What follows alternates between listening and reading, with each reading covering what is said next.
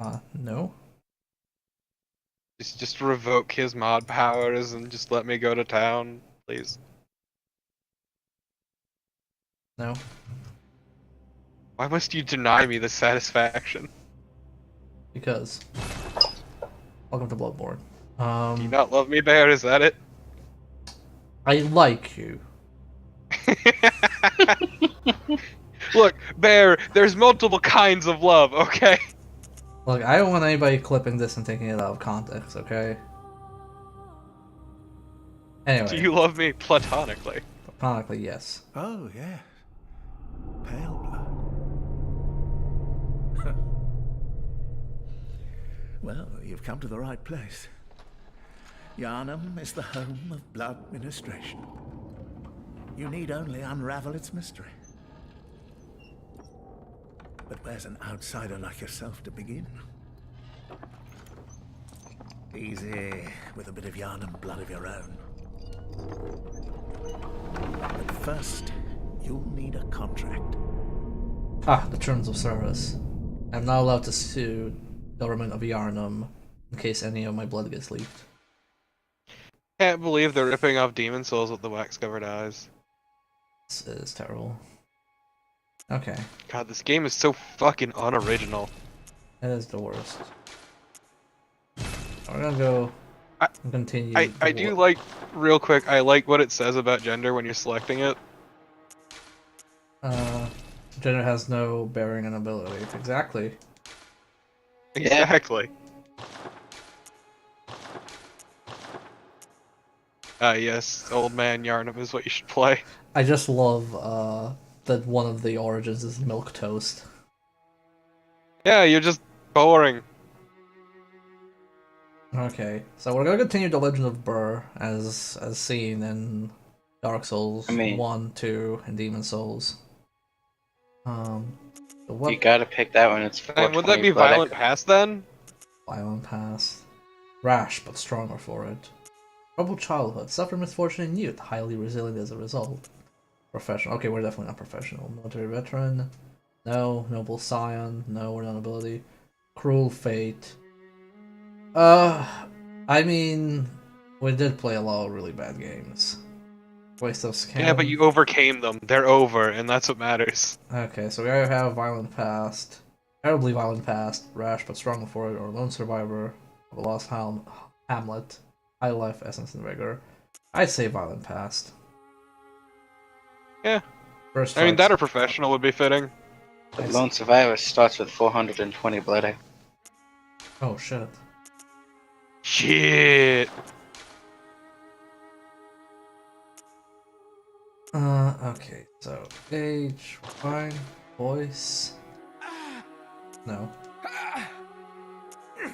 I still love that there is a single gesture that actually uses the voice. Just really constipated. Torpid, I'm trying to decide how my death scream is gonna sound like. Can you give me a moment? No. Man, the aged voice really gives it his all, though. Yeah. I think I'm gonna go with aged. Just gets really fucking into it. I love it. That reminds me, there's a mod for Left 4 Dead 2 where you can just spam that death noise over and over, and it's great. Welcome to hell. We're not gonna go too deep into this, otherwise we're gonna be here for like ever. At the very least, we should give him hair. Better hair. We should give. Oh, holy shit! This is white as hell. Fucking alabaster.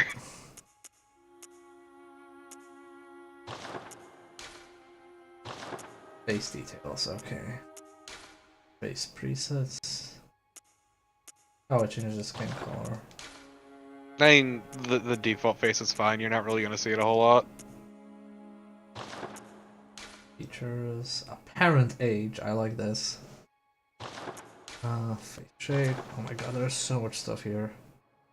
Face skin color. These are like Oblivion sliders for the color, though. Like, it's real bad and nonsense. Yeah. Alright, we're looking for this. It's the important stuff. Yes, his iconic mustache. Could give him incredibly anime hair.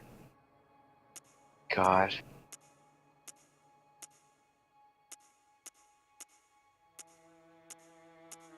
Burr has seen many battles. Yep. And once again, everyone can choose every hair. It's nice.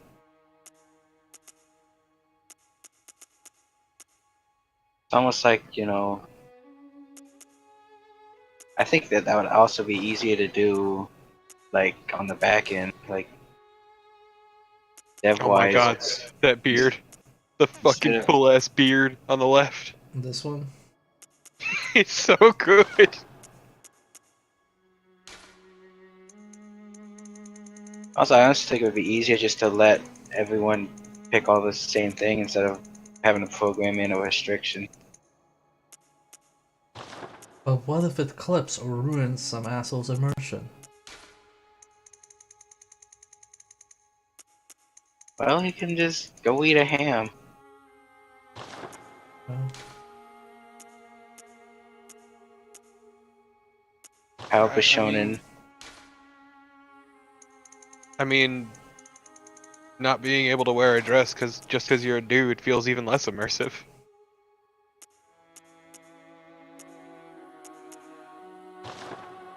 Oh my god, those powerful eyebrows.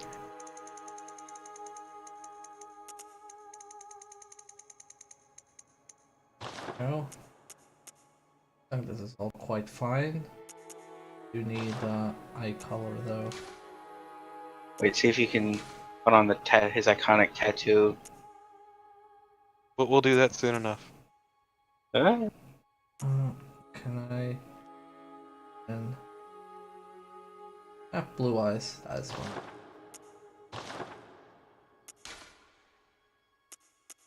Two mark. Oh. Burr only wears the scars of his former battles. But he does wear glasses, maybe. Definitely. I God, mean, middle bottom are pretty good. Bottom left is crazy. Just all three bottom ones are good. Yeah. Tiny left. Yeah, and the color adjusts the rims. Oh, Yeah. wait, what? Adjust the lenses for this one? Yeah. Oh damn, that's nice. My eyes are blue. The glasses are there to protect the world from my blue eyes. Blue eyes, white man. Exactly. Oh god, my previous costumes. Jesus. Some of Was them that were, Dr. Wiley in the top left? I think it might have been. Oh my god. I don't know what this was. I Just- definitely don't know what. I did the thing. No, I think this is when my friend visited and tried Bloodborne and he made this. But I can't take credit for it.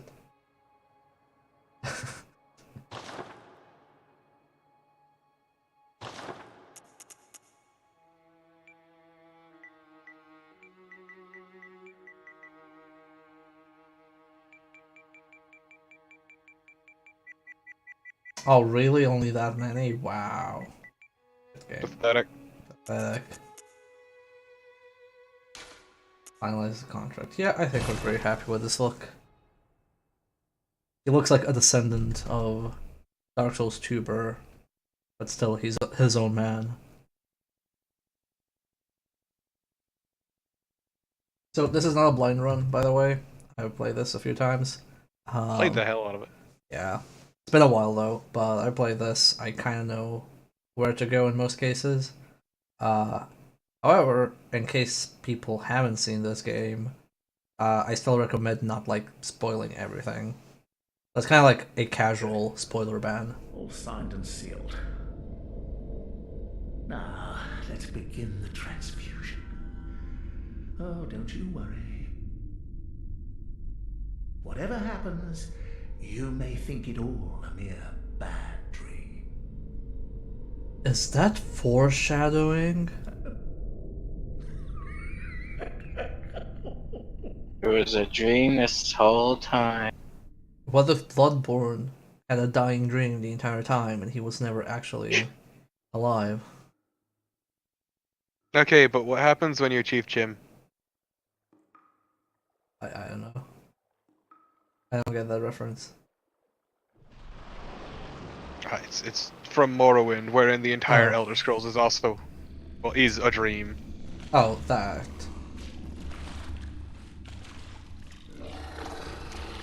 Happy Halloween, it's the Blood Wolf, come to steal your teeth. It's the Blood Boy! It's a wolf made entirely of blood. Flammable blood. Well, blood is highly flammable. It's true.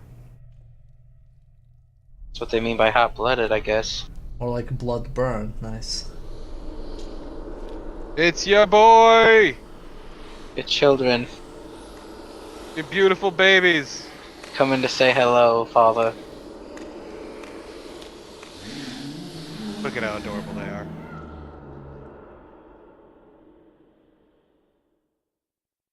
Ah, you found yourself a hunter.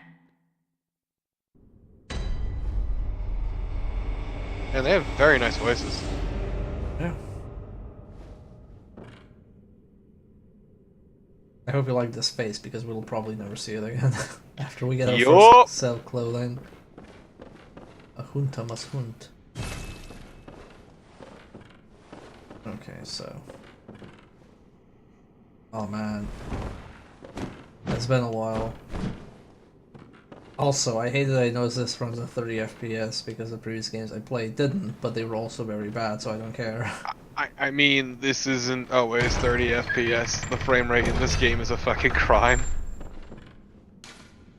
Like, that is the biggest problem with this game, in my opinion. It is very poorly optimized. Well, it's an early title. I have to expect that.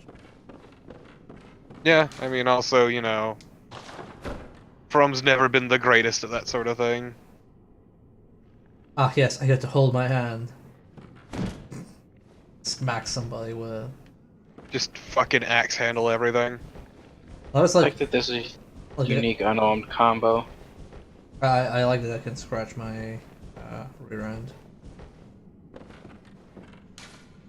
Oh, can I at least But I like how you like equip your other hand.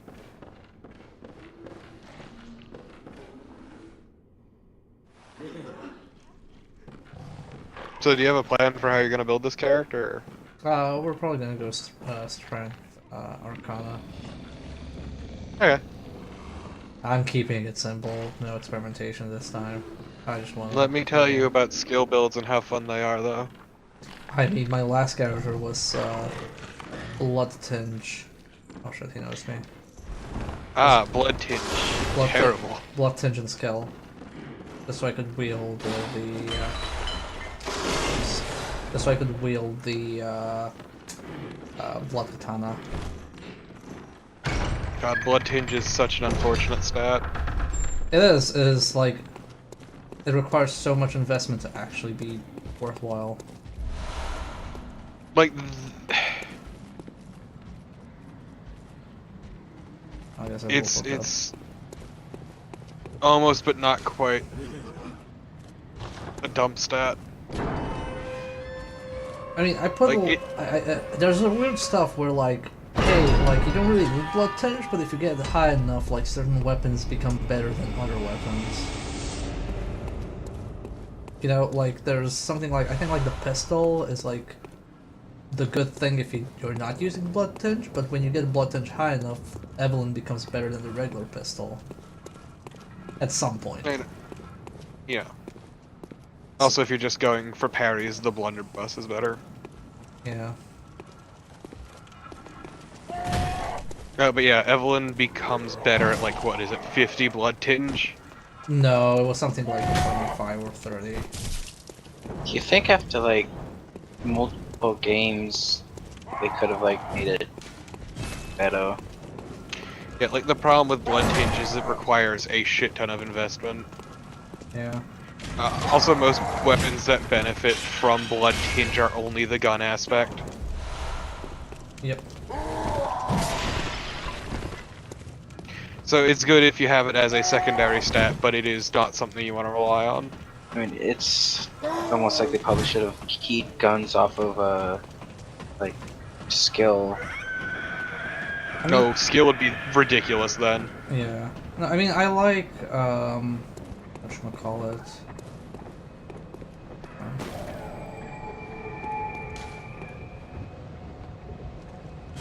So welcome to another problem that Bloodborne has. An axe to the Touch back. the damn thing!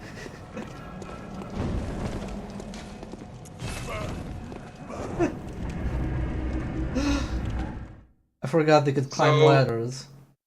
Load screens. The load times in this game are a fucking crime too. Because the big issue is... that's nothing. Like, this is much faster than it was on release. Holy shit! Yeah. I remember, like, back before there were item descriptions.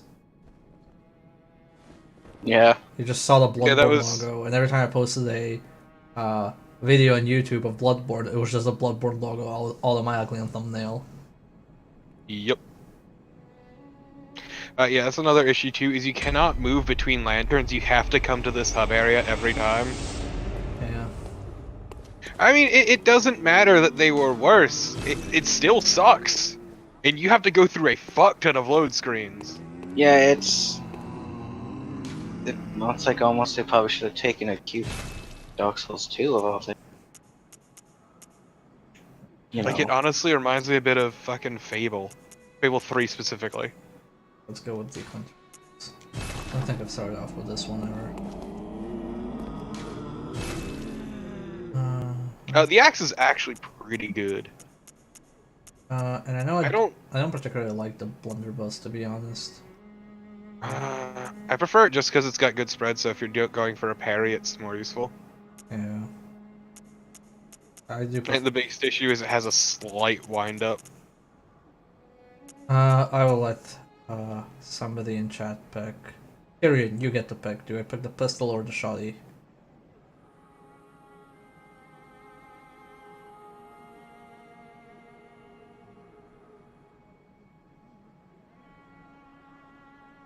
The not pistol, okay. Shotty. The blunderbuss. Also, I'm gonna be real right now. I do not like the saw cleaver. I find it incredibly boring. It is a very milquetoast weapon. Eh. I mean, when you get a similar weapon just like it, Like, it almost feels like one of their earliest designs, if I'm gonna be honest. Which, I mean, It's given that was in a undercover bunch of art. promo stuff. It's a I Not mean- just that, it was in a bunch of promo stuff when they were first trying to basically sell the game. the weird thing is like not that far into the starting area, you can just get something that's better. That's No, the saw Almost cleaver like- is actually really good. that's what I mean. It's like this saw. It's part of why I like skill, because the weapons are generally more interesting, even if I hate the fucking cane. Also, when I first played this, I never actually saw him or talked to him. Like here. You Come on, I love the cane. new hunter. I love the cane. Welcome to the hunter's dream. It's one of the very few. It's like the only starting weapon that can do piercing damage. Just is really good at crowd control. Gammon. I guess because I've been spoiled by a specific skill weapon that it's hard to go back to. About now, but don't think too hard about all of this. Just go out and kill a few beasts. It's incredibly stylish to beat somebody upside the head with a cane. You know. Oh, you just look like a just twat. What hunters do. You'll get used to it. You look like a Like, I twat. should take back what I said. I don't hate the cane. It's a pretty neat weapon. Very, I'd say very, but relatively complicated because of its multiple damage types. Oh yeah, like comboing into all of them. It's real fun Yeah. when you pull it off. Also, that only one form counts as serrated. Yeah, the trick form. That's another thing. I don't think the game ever tells you about how serrated and holy work. It's almost like it's a fun game and they don't explain any. Yeah, but this explains shit even worse. Is the issue? 'Cause it doesn't. I'm sorry. I'm gonna like slightly break my rule. about not talking about work, but holy shit, like, I'm so jealous of how much they can get away with without explaining anything, and yet, like, other games don't explain a lot of stuff and just shit. To be fair, like in general, a lot of this is fairly intuitive. Oh, if you've played, like, previous Souls games, this is, like, super Yeah. easy. But not even just that, it's like you don't need to know about how holy or serrated works. It doesn't really matter in the grand scheme of things unless you're like min-maxing. Yeah. I don't know, it's always, like, weird to me that people say, like, oh yeah, Bloodborne is the most accessible Souls game, and then recommend it to people who never got into Souls games. And it's like, Yeah, no. it's not that accessible. It is still a Souls game. It's just higher fidelity, more presentable. I mean, I don't know. the way And the it's very skills, accessible if you've played other Souls games. I mean, the way the skills are set up is a lot simpler than the other. I enjoy worrying about the mechanics, but at the end of the day, nobody cares. Like nobody needs to know what serrated or holy do. I am pretty sure I still don't know what serrated or holy do. I think serrated is like for serrated. beast weapon, beast enemies or something like that. Yes, serrated does extra damage to beasts, and holy does extra damage to basically unholy shit. Who would have thought? Are you? And there's only Out one on weapon hunt? in the game that I can think of off the top of my head that I'm does very both. sorry, but I cannot open this door. I am Yosefka. I watched this show that Patients here in my clinic must not be exposed goes to through, like, infection. puts the camera through walls and stuff. I know There's that actually you like a hunt full for model us, back there of for her. our town, but I'm You can sorry. actually spot it if you look at the cracks in the window. Please, Yeah. Yeah, this is all that I can do. but yeah, there's like a full, like, person back there. Why wouldn't there be?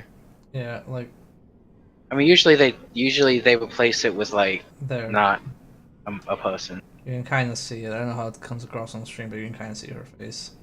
Now, Yeah. Yeah, you could go also on. see her clothes. Yeah. And good hunting. It's like in other parts of the game when you're talking to somebody through a wall or window, Pray. they use a default, like, dead person model because you can't see it. Yeah.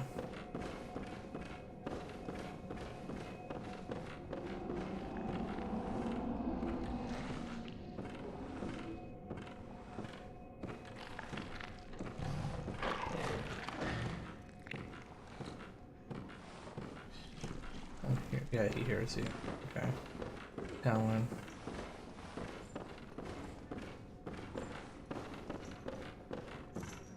But yeah, like in general, this game's like pretty good about making all the stats be useful, which is surprising given every other From game. It's just like Blood Tinge is one of those that requires some investment. And Arcane isn't terribly useful until you get farther in the game.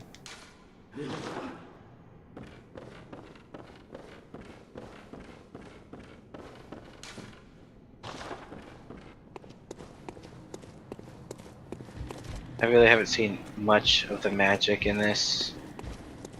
From what I've It's seen. very good. Yeah, From what I've seen, it looks fun. Like, it's fun. It's just like there's very few things to do with it. like firing problem an is- eyeball out of your face. Well, part of the problem too with the magic is that you don't get a good chunk of it until late in the game. My favorite is still the whistle. Yeah, that actually scales off of Blood Tinge though. Yeah, and I used it in Blood Touch build. It was really fun, especially when you got invaded. Because nobody fucking expects you to use it. Yeah, like have somebody close in, you just run away with the whistle, or you just stand there, do the whistle. They try to attack you, and you roll back, and the snake gets them. Why does it that key off of blood?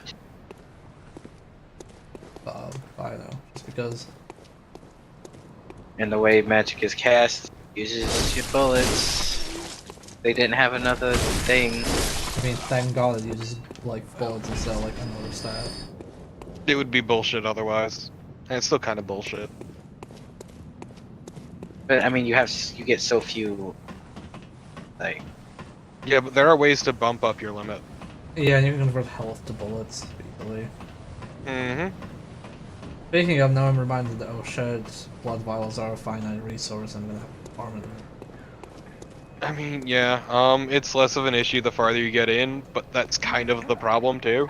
Yeah, also this I absolutely completely missed on my first playthrough. Oh, To be must be fair, a a lot hunter. of the stuff here is very Not missable. one from around here either. I'm Gilbert. also, this guy, Fellow I think if outsider. you talk to him after you beat a certain Seems we've had boss, a fine time of he it. gives you Yarnum an has arc a special weapon. way of treating It guests. gives Gives you you a lot of like a stuff. Well, I don't gives you a think I could stand flamethrower. if I wanted Yeah. to. It's But I'm not a ready to help. flamethrower. It's a torch. If Or there's anything that whatever. can be It done. No, what he It- gives you, I think doesn't he give you the This town is cursed. spray? Whatever Yeah, the but it's reason, like it's like a torch that it's planned a sprays swift exit. liquid silver. it's like Whatever can be It's given like a well, lantern, yeah, something. it's like a little blowtorch. Yeah, it's a sprayer. Pale blood, you say? Hmm. Never heard of it. God, you look What you're amazing. interested in, you should try the Healing Church. The church Just controls from the this angle, you just remind me of like fucking Benedict Cumberbatch, just with facial hair. Across the valley to the east of Yarnum lies the town of the Healing Church, known as the Cathedral Ward. Oh, and this angle will look Deep super below dramatic. The Cathedral Ward is the old Grand Cathedral. The birthplace I mean, somehow the of glasses take the piss out of it more than the facial hair. or so they say. All intentional design. Yarnamites don't share much with outsiders. Normally, they wouldn't let you near. There's one thing Flum knows how to do, even The hunt is yes, on tonight. Demon Souls is freaking Might be your chance. environments. Yeah, they know how to Yes. set the mood. Yeah, Across this the valley game to is deep within the lies only I haven't heard like actual Master Souls Best game I could honestly see that would compare to Demon Souls and its ability for atmosphere. Yep.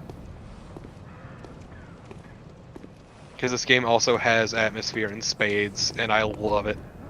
Also has really good level design. Hmm.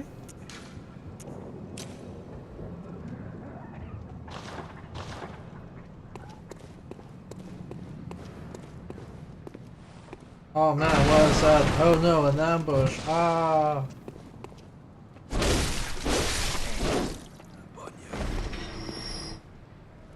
That's the first time I played because I was playing on low volume. I didn't notice that they say stuff when you kill them. Yeah, they kind of just are really pissed at you.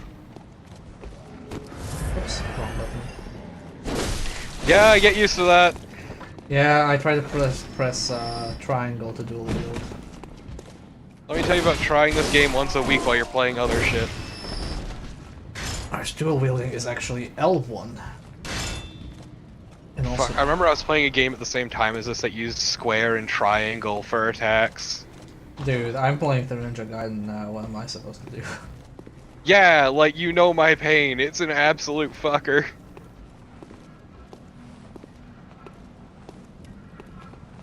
It's like when playing through Metal Gear Solid, because I only did it once a week, I forgot the controls every time.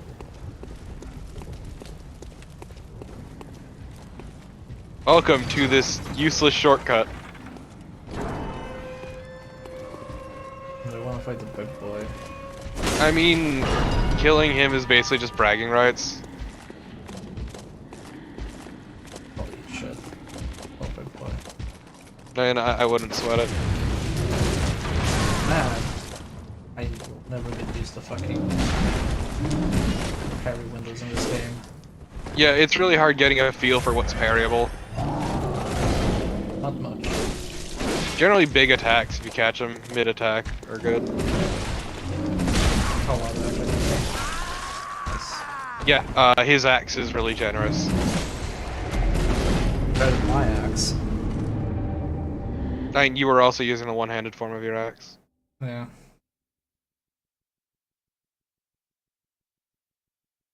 I mean, Iggy, that will always be one of my big criticism about this game, that, like, it is extremely arbitrary when you can parry somebody.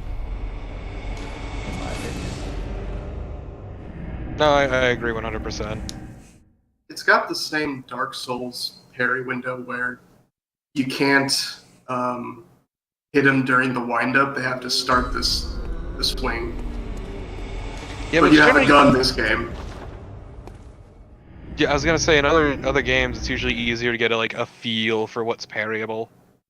Well, it's mostly because when you play Souls games, you parry with a shield. So, like, the logic there is I parry when, like, weapon is about to connect with me. But here, because the parrying is with a gun, it's kind of like, well, do I shoot him point blank before the axe hits my face? It's so you also can that. I was just gonna say, it's also in a shield. You have to parry when you are right in front of the enemy, and with a gun you can't. So they kind of adjusted for that, but not enough. Or not enough for it to be intuitive.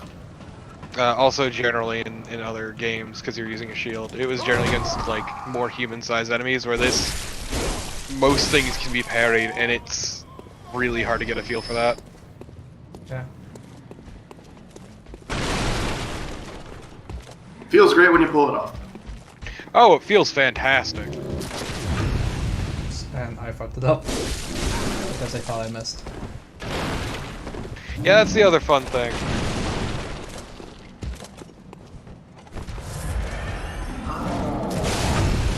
Well, I hit him that time as well. So now we've gotten down when we can parry him. Now it's just like maybe hitting him with a parry. Like he has a headbutt. I even forgot he had, but Also, like the thing that does the most damage is you just punching into them and just ripping out.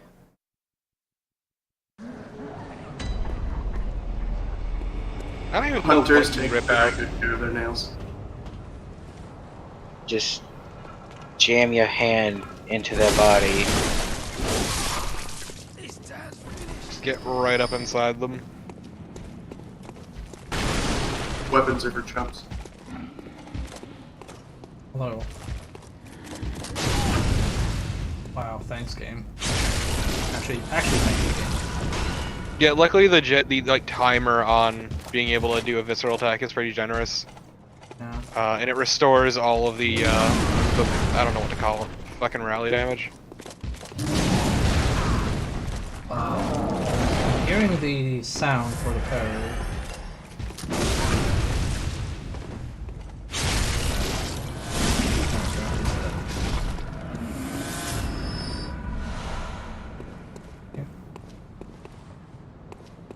And that's about it.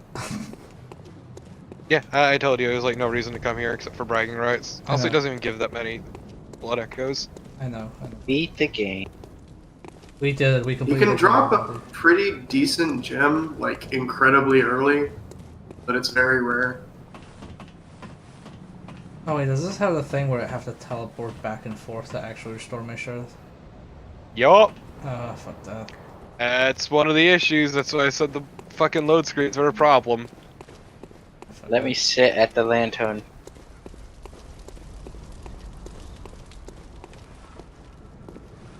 No. Absolutely not. The bonfire mechanic was so, like, convenient. Good. Actually, it's bad. I'm a serious game designer.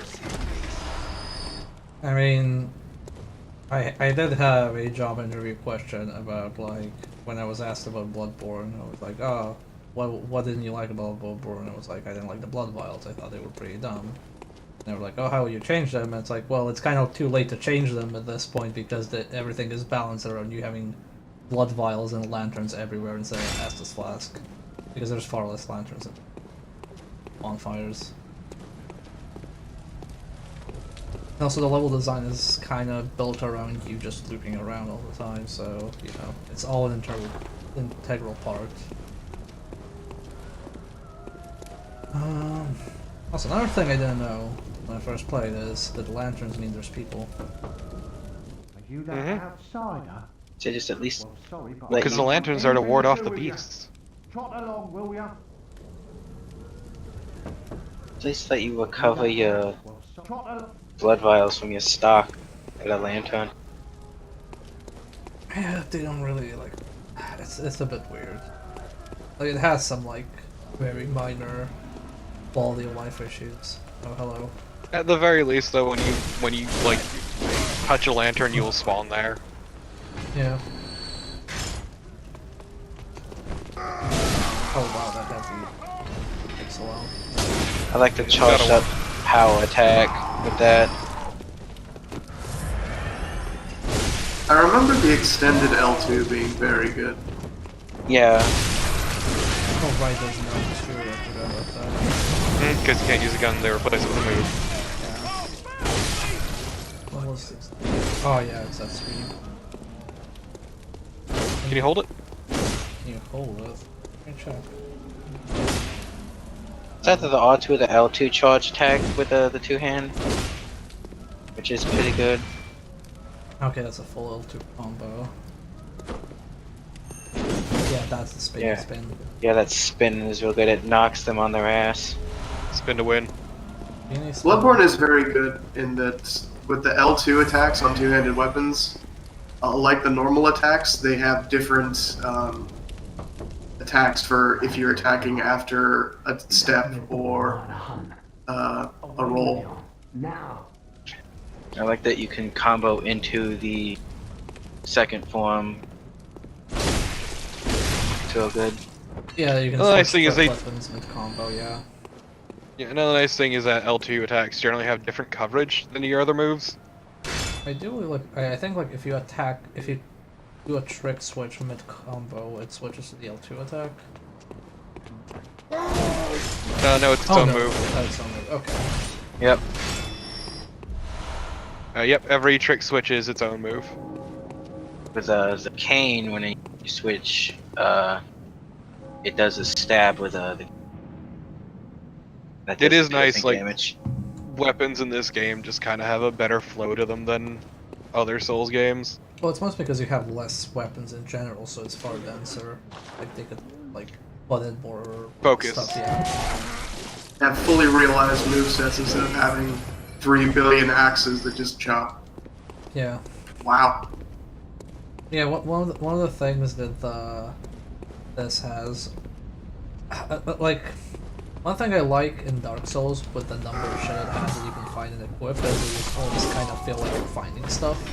Whereas in this game, because it's like so little things, you don't really have that treasure hunting aspect of it. It's mostly just like explore and kill shit. Like, part of the issue too with the treasure hunting aspect is that the base game, that is, relied on hunter badges that you would find and then could buy shit.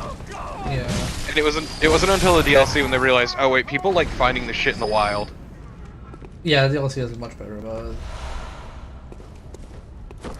But again, like, because this doesn't have so much shit, it feels like you get more familiar with your equipment rather than, you know, just finding something and being like, oh, this is a direct upgrade of what I was using, better just start using this instead.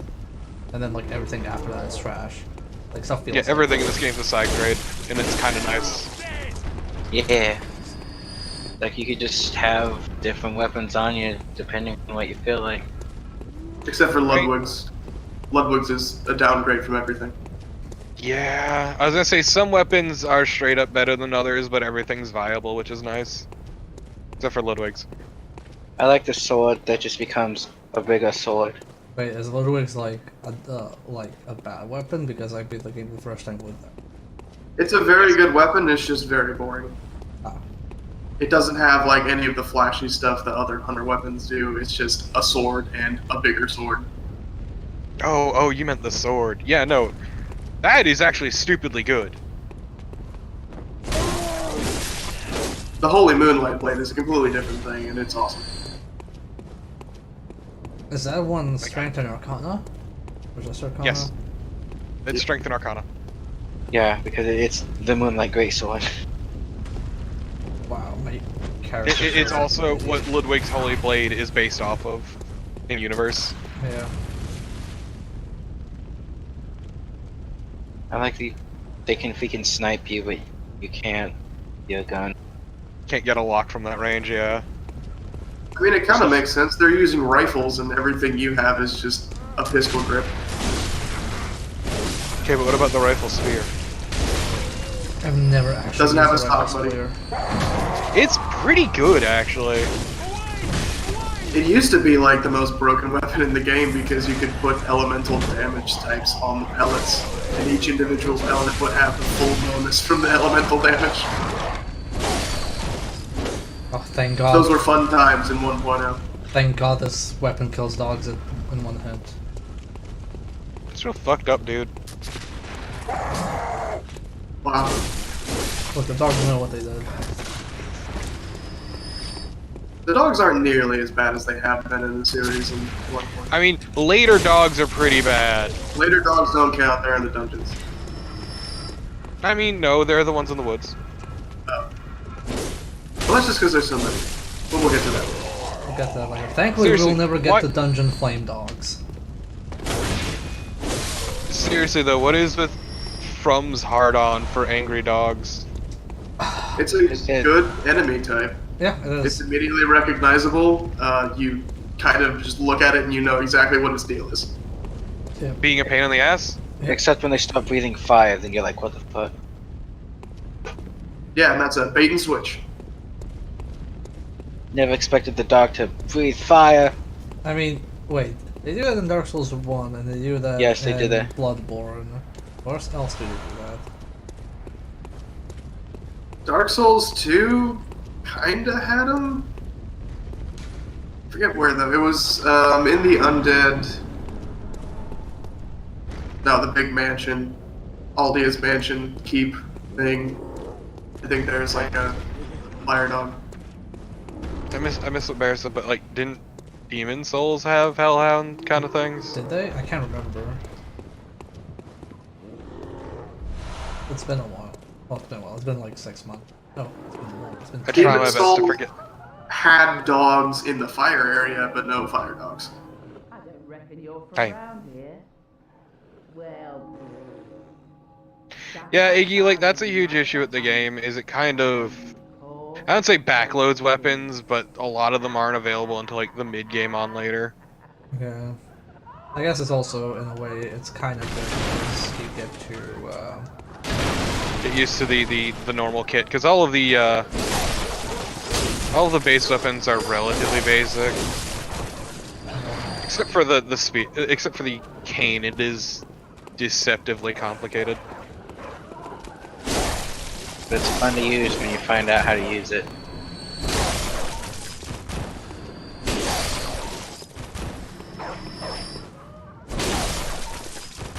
also... One thing I will like say that From seems to have a big problem on with like weapon placement is all of the good dex weapons are like right at the end of the game. All of the good dex weapons are on the DLC. Yes. I can't believe this But game is also- pay to win.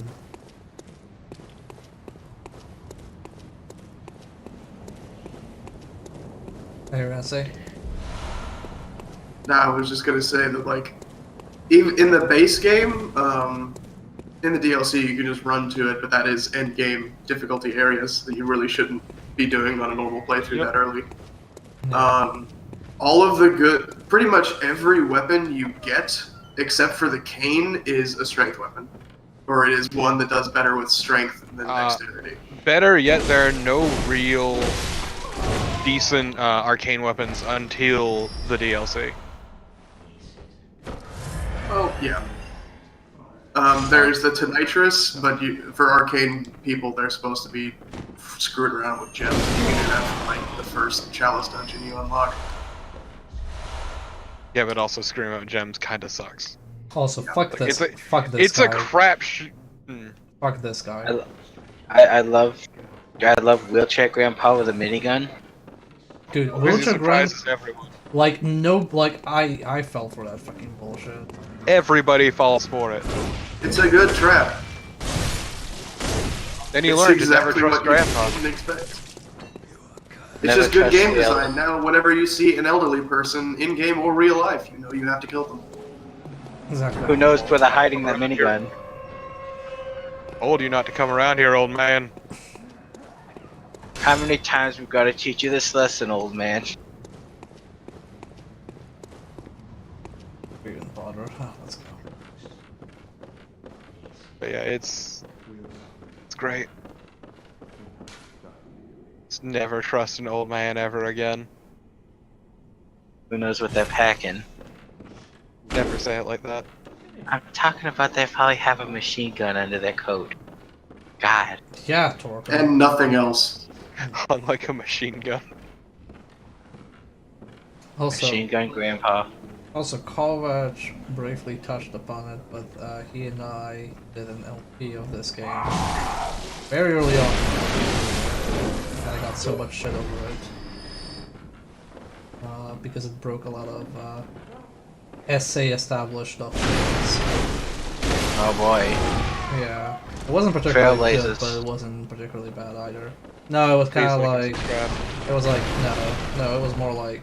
Oh, it's a new game. Oh, it's not an informed playthrough. Oh, that blah, shit. Blah blah. All sorts of shit like that. And it's kind of like, okay, And then cool. nobody cared about the new game rule when popular people started doing it. Yeah, then then two more established people did it, and it was like fine. But whatever. It's kind of how it generally goes. Whatever. I learned my lesson and just decided to not care. No mods, no masters. I mean, it was more Secret. like I closed that thread, and then the next LP, like all the other LPs I did were I consider them pretty high quality, but it was kind of like at the end of the day, it doesn't fucking matter, especially because it's at the tail end of. It was at the tail end of LP on essay. And the secret is fuck goons.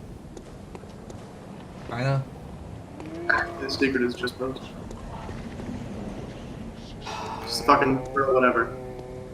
See, what's It worse, doesn't matter. dogs, Nobody cares. dogs or those? These things are obnoxiously loud. That's their main problem. Crows are right fuckers for audio balance. Okay, well, what's dogs or crow dogs? Please, those don't exist. Do not bring up such a terrifying idea. Yeah, who would ever do something like that? Come on. It's impossible. Never been done. So just I guess book it, yeah. Fuck 'em. I'm not gonna go fight those crows. It's a waste of time. Can't believe you're Speaking of not waste saving of time. to the end of the game. You just Is won. there, Time is there for like a this hidden, fucker. hidden area? No. No, I No, mean, there isn't. Oh, okay. Alright. So this boss is completely optional. Which I didn't know when I first played. Nobody knows it when they first play.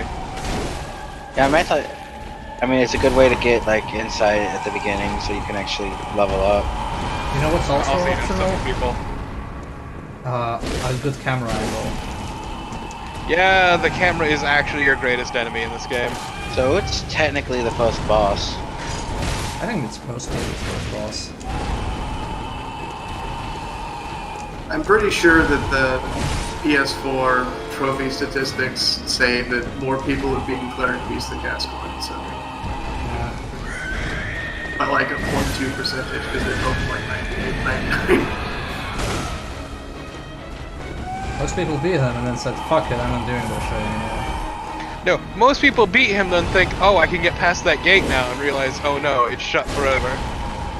Like, oh, what did I miss? Did the game glitch out? I guess I'll just refund it. There's literally nothing behind that gate. It's great. There's a sense of satisfaction. Actually, no, there's not even that. I wonder what the decision behind that was. It's like, why make the boss, this boss optional? Well, what happened was he probably led to somewhere at some point. And Yeah, then- there was originally a plan for it to go somewhere, but then, Yeah, Then for the- who knows what reason, it got cut. like Yeah. It Vicar- leads to Vicar Amelia. No, it doesn't lead to anything. Now you get to the other side of that. No, you people have looked, and there is nothing. No, but I meant like more probably the intention was to have it somewhere like that. I'll check that. Well, yeah, probably get to the church wars and whatnot. That's what's happening. But like, there is literally nothing behind it. It's kind of great. Yeah, he's probably left him angry. Oh no, he used Kaioken. Goddamn Actually- DBZ DLC characters. I've kind of appreciated Bloodborne more for this after playing a lot of PS3 lately. Bloodborne bosses really don't have second phases a lot of the time. Like this cleric beast, all he's doing is regenerating his limbs. He fights the exact same breathing and post phase. I think he has Well, like also two new usually- attacks. Yeah, usually a second form feels like a more natural progression. Rather than It's a just, health bar I'm reset, pissed, yeah. and I do more things because I'm so pissed. Yeah, it's not a health But bar it's- reset, which I really hate. And like even without the health bar reset, it's not like a huge dramatic. You have to completely change how you approach the fight happens in phase. Like usually that's the one. Yeah. It's usually just if like you're doing a well cha- in the first phase, you're doing well in the second. It's just usually like an increase in their moveset or what have you. It has some mix-up, but it's not like a completely different fight. Very like like every so often there is like a dramatic change second phase, but They'll usually have cutscenes. yeah. And once again, it usually feels like a more natural progression.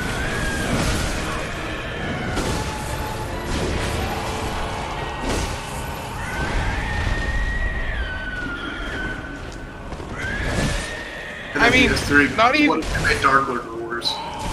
Well, not even that, Max. Like, because you can go back to the cleric beast is the thing. Like, you don't need to fight him. There we go. So there's literally only one reason to fight him, Sword and it's the Hunter sword badge. hunter badge. Yeah, That gets you Kirkhammer, if memory serves. I believe so. But yeah, No, Torpor, the would you, cleric beasts. Torpor, would you add 50 XP, please? Mm-hmm. Thank you.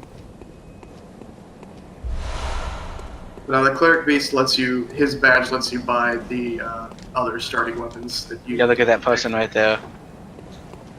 Don't be fooled. Well, it lets you buy them, and also Kirkhammer. Pretty sure Which- the Kirkhammer is the Radiant Sword Hunter badge, which is the exact No. same one but glowing. Radiant is Holy Blade.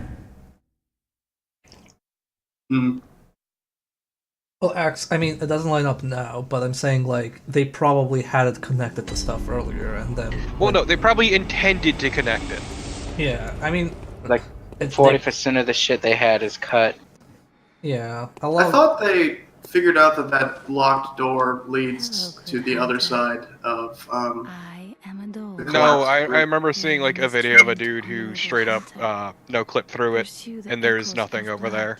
Oh, God, there was some audio peeking. And Yeah, I will channel them into your well, look, we're gonna strength. tell you right now is it was probably connected, and then that You will path hand that these, connected it to the and upper I cathedral will be wall or here whatever for you got cut, and then they just To embolden your left it there. sickly spirit. Like, it doesn't... Everything it doesn't- serves it like doesn't- behind the door there was an empty room as well, and underneath it, outside of Very well. the bounds, is Let a the echoes become lever your that doesn't do strength. anything. Yeah, but what I'm gonna say is just because it's not physically in me the game stand doesn't close. mean that there wasn't anything Now in point. shut Like, your it's eyes. more like, oh, why would we even load in stuff that's inaccessible? You know, like it was probably just like completely cut or rearranged. That happens all the time. Yeah, that's what I mean. Is like there was probably the intent to connect it, but it just didn't. Yeah. For whatever reason, it was cut for whatever reason. We have no way of knowing, and it doesn't really matter. It matters a No, lot. I need to make a YouTube video about a torpedo. I need to get all the lore souls views.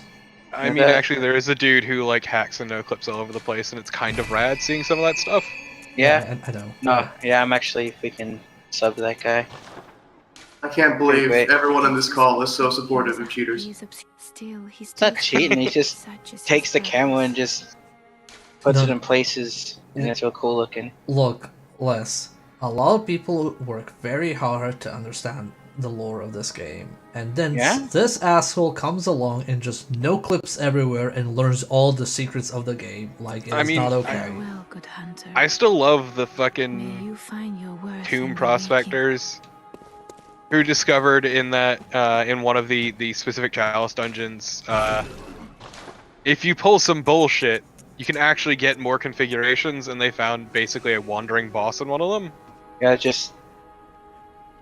it's like because it's on the PS4, they really can't data mine it or anything, so they gotta Oh, you can do it the mine this. old-fashioned way. They can data mine real easy. They can now, but it costs like $700 to mod your PS4 to dump the files.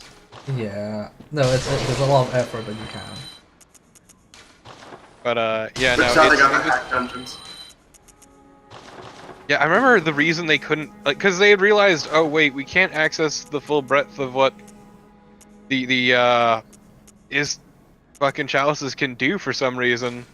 And I forget what the reason was, but it was really baffling and stupid. It was like they had too much or something like that. Also, man, one thing I love about this game is I don't have to care about like carry weight with my armor. It's so good. You can fashion it up because stats really don't matter a whole lot. Actually, the best thing Dark Souls and Bloodborne ever did was add back vigor as a stat. That does nothing but change your equip weight. Technically speaking, this game did have an equip load secretly, originally. Doesn't anymore. That would affect stamina drain. One thing I like about the leveling up process is every time you level up, it increases your defense. So there's kind of like no need for armor. It's just like, okay, you're a higher level, you have more defense. Also, this game does have sort of low-key armor weight that makes a very, very slight difference, and it's really stupid. It's like specific armors will increase the amount of fall damage you take because they're so heavy. It's really weird that it's even in there, but yeah. And yeah, you can mitigate fall damage with the Beast Rune, which is said literally nowhere in the game. Yep. Okay. This game's very bad at conveying basically anything. I'm trying to figure out. I know there's like several paths, and we'll probably just sweep through the entirety of Yarnum before we move on. What, you didn't just intuit that Beast meant cat in reference to the Silver Cat ring? Scrub. Get out of here. Why is none of that hit me? Oh, but that hit me. The brick trolls are actually a very well designed enemy, and they're very threatening and they're very large, but their actual hitboxes are not nearly as wide as you think they are. They're real easy to parry. Yeah, except if they're on stairs. It's teaching you that you absolutely can take on things that are bigger than you. Also, nothing scarier than a big dude with a brick. Well, maybe if they were on fire. But you have 2 bricks. I mean, also, they're very good for learning to parry, because they have, like, they telegraph, like, big time, so...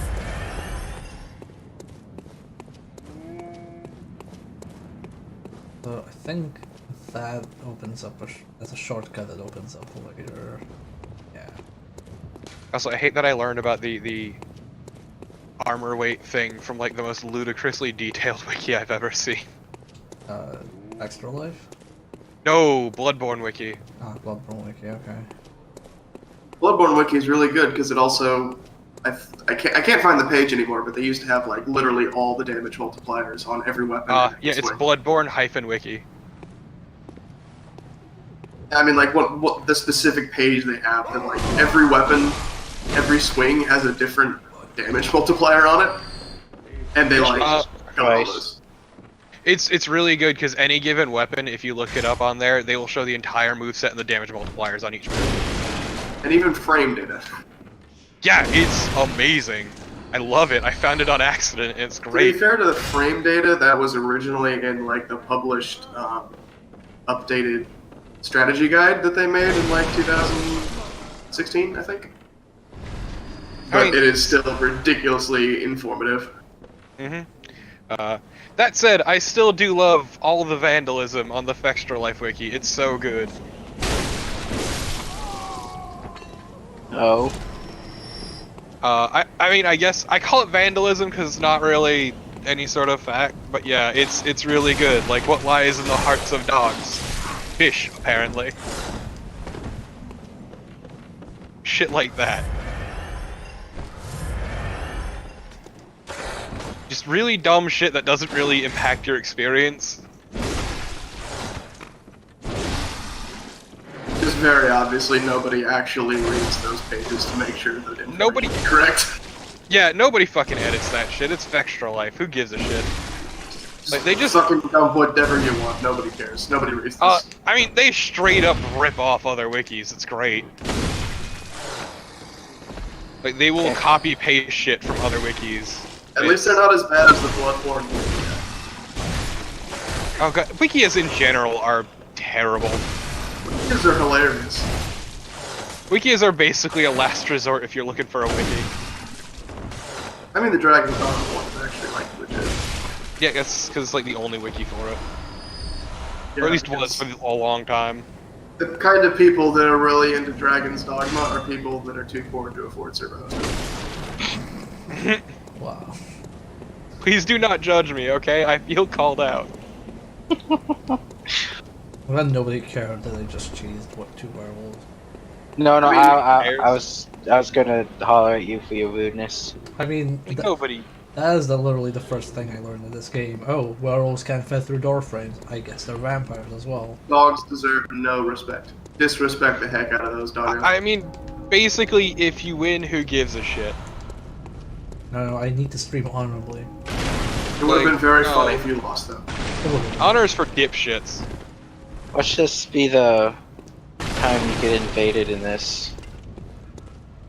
Because, you know, you forget that invading people in this is a thing because nobody does it.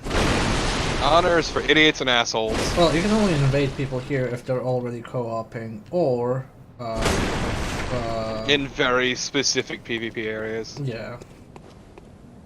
PvP Also, is you are- actually very, very fun in this one. I kind of fell down the rabbit hole a while ago. Shame you'll It's a never shame find that- anybody. Exactly. Oh, the people. I mean, it's not pretty PvP. active, like, on the, what is it? In the nightmare, for, like, at the very, very end of the game. Like, that one last area. Oh, I remember. It's very active. Remember, because I tried playing through when I tried playing through the game last time, it was just like impossible because I kept getting invaded by assholes there. I was kind of like, dude, I'm trying to like finish this damn area. Can you just give me a break? Yeah, no, they don't give a shit because they're assholes.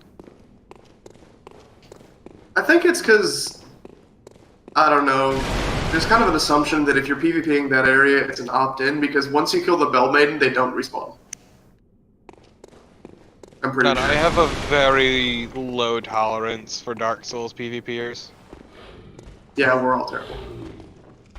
Those dirty Dark Soulsers. I mean, unlike Dark Souls, Bloodborne PvP is actually good because it's over. Like, it's quick. It does not disrespect your time with, like, infinite rolling and, like, 20 Estus that everyone you has. are wrong. I have had my time disrespected the hell out of because Souls players are the worst.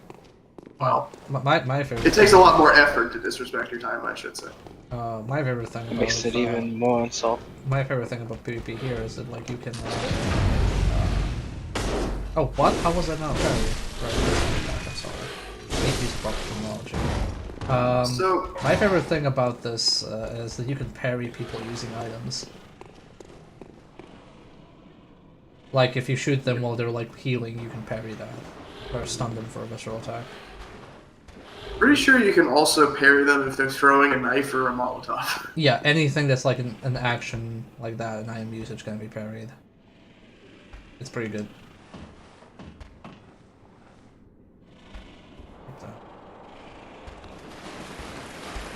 Also I'll tell the you about my quote, feelings on Souls PvP. also the quote-unquote backstab. Probably one of the harder things to pull off.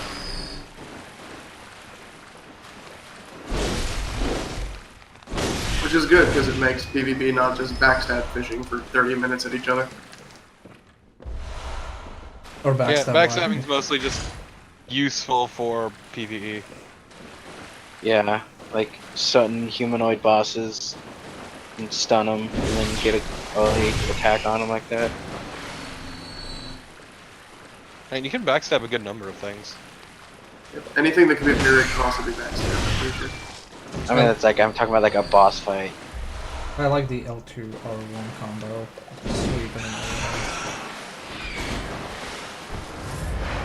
Yeah, weapons combo pretty nicely in this, and I really appreciate it. People go on about dogs in this, but all the Souls games have rats. I've never found that to be a problem. Yeah, they're usually pretty manageable. They just look real gross. Yeah. Also, keep an eye up. Am I up? Something's not gonna fall, but there's shit to drop down onto. Oh, that. Oh, right, I forgot about that shit. Yeah, I see it, it's over there. No, sorry, I was so occupied trying to remember that one ambush that I forgot about that.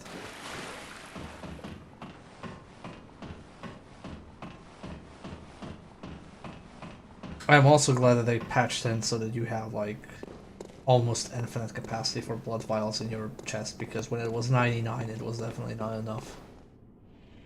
Wasn't it 60 original? I think it was 99 originally. They upped it to 999. I mean, the issue was... You could hold... Actually, I think it was you could hold 20 and then 80 in the chest. Something like that. I know it was not enough because, like, what would happen is if, you know, you were not that good at the game, you would die, like, 5 times to a boss, and then you're like, oh, well, guess it's time to spend an hour farming.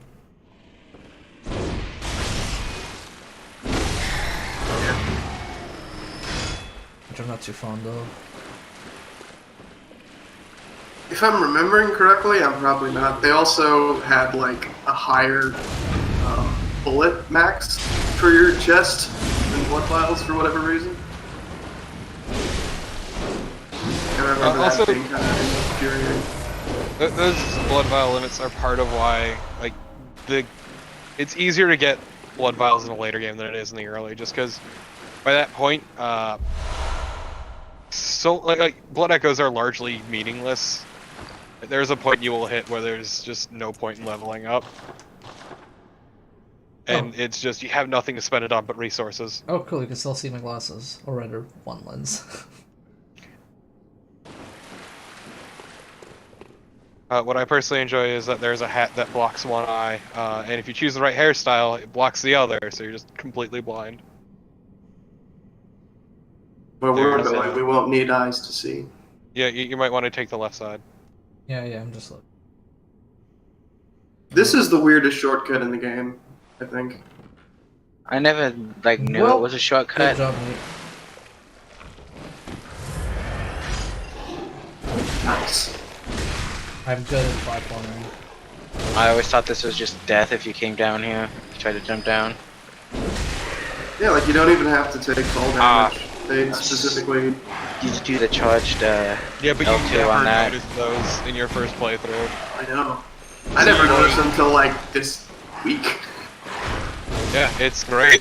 Otherwise you just fall down like a dipshit. Also, I apologize for the voice audio problems. Discord is being some sort of shit after the last update, and I don't know why. Yup, it's really good. Because there are a few occasional audio peaks and stuff like that, and it's totally not my control.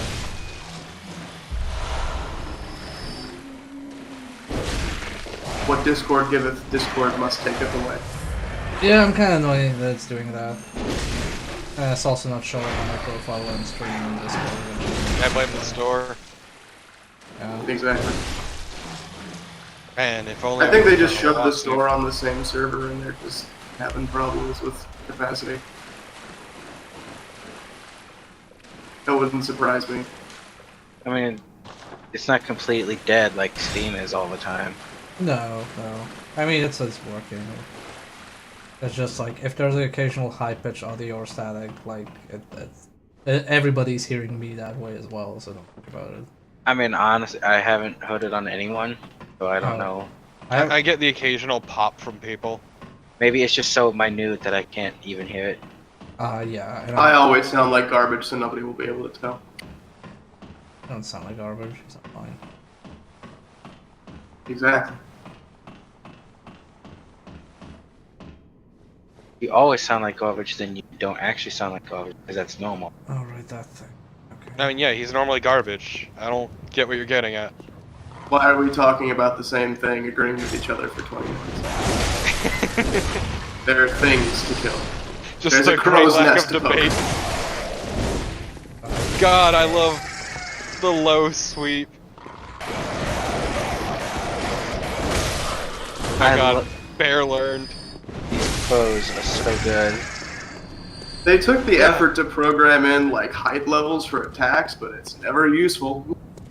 And that's really it funny only to me. exists to fuck you over. Literally, the only height that matters is overhead hits. That's it. Emily.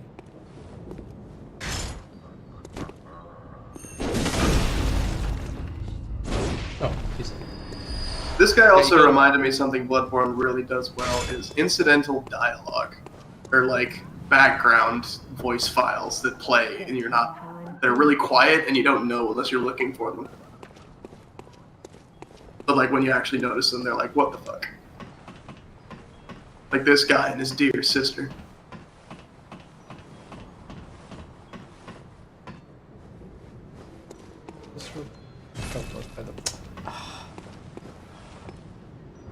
Can't believe Bear's blind. I am sorry I cannot tell apart gunmetal gray from dogshit brown. That's on you. Are you? I don't know your voice, but I know that smell. Are you a hunter? You smell like shit. Go look for my mum.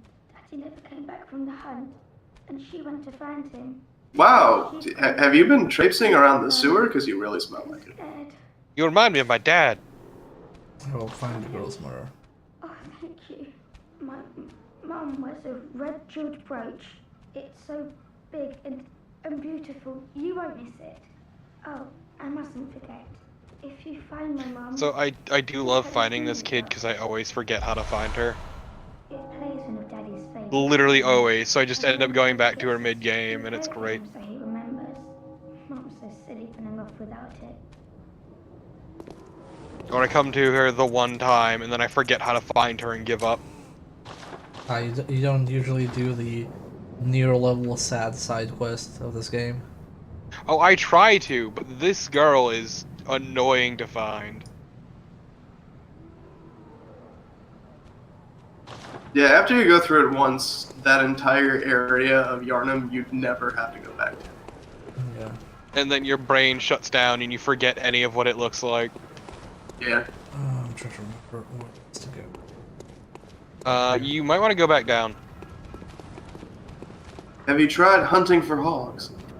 No, I have not hunted for hogs yet. Alright, this is the dog area. Yeah. Nope. Nope, that's just a shortcut that you opened. That's all. Yeah, I know. One that you'll never use, but you know. I mean, I used it a bunch of times when I first played. Because I usually Like, died in the area here. Okay. Yeah, Yeah, you I've had only yet ever to found- get good. That was very bad Oh. video games. I mean, was. Wow, thanks. Heh. I have a Molotov to bind here. God, the pungent blood cocktail is an item I never found a whole lot of use for. What is this fucking bullshit? It's a very powerful tool if you know what to do it, but most of the times it would be useful. You can also just hack things to death. Pretty much. Isn't it essentially the glowing skull? Yeah. The most only useful to certain item enemies. in all of Dark Souls? But Exactly. only to specific enemies, yeah. Exactly. It's like the one time you remember to use it, hey, this would be useful here, it doesn't work. You're like, well, fuck. Isn't It actually makes the death runs for all the weapons in the DLC a lot easier because it distracts the dogs. And the dogs are your biggest threat in that entire area. Really? There was only one character that I found particularly threatening in those runs, and it wasn't the dog. I mean, like, the dogs will, like, box you in because you run past 3 of them and then they aggro you for the whole level and there's also 4 in front of you. My bigger issue was the hunter who would always shoot me off a ladder. Oh, yeah, that guy. That right fucker. I think those hunters are also distracted by the pungent blood cocktails because they're drunk. Blood drunk, yeah. Also We'll worry regular. about, yeah, we'll worry about that in a second, I guess. Fuck gunman. Fuck you! I also like No, the feature Where if you were like, oh, you have too many of this item, just put it in your special box. I It is love that very special good. box. Your very own coffin, full of the things they're going to bury you with. Because it's all trash and nobody else wants it. And 999 blood vials. Look, I'm gonna need them. Okay, but can the doll also fit in? This is important. Please don't Damn bury it. me with my doll. The doll ain't yours. Can't believe you put anybody with a fuck doll. Well, yeah, well, fuck you too. Not you, Torp. Yeah, suck shit, loser! He's like, I bet you won't come down here to fight me. I bet I won't! Yeah, that's right. Run away. Now I wonder why that one doesn't give the courage rim.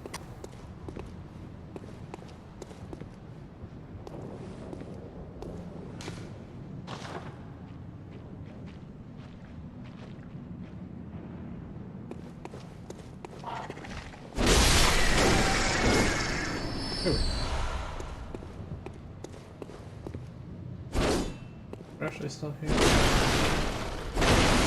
And like the idea of oil urns is nice, but also I never find them that useful just because they're a pain in the ass to pull off. It's like, you have to have that and fire. Which is kind of the issue. It's a lot of effort. I see that you have not attempted a serious arcane only run. No, I I don't was gonna hate hate myself. myself enough, yeah. Haha! I'd rather do a Blood Tinge only run because at least I start off with guns. Once again, like Blood Tinge and Arcane are best as like secondary skills, at least until you can really start to build them up. Isn't like... although I think the Cane scales with Arcane, right? Everything does technically.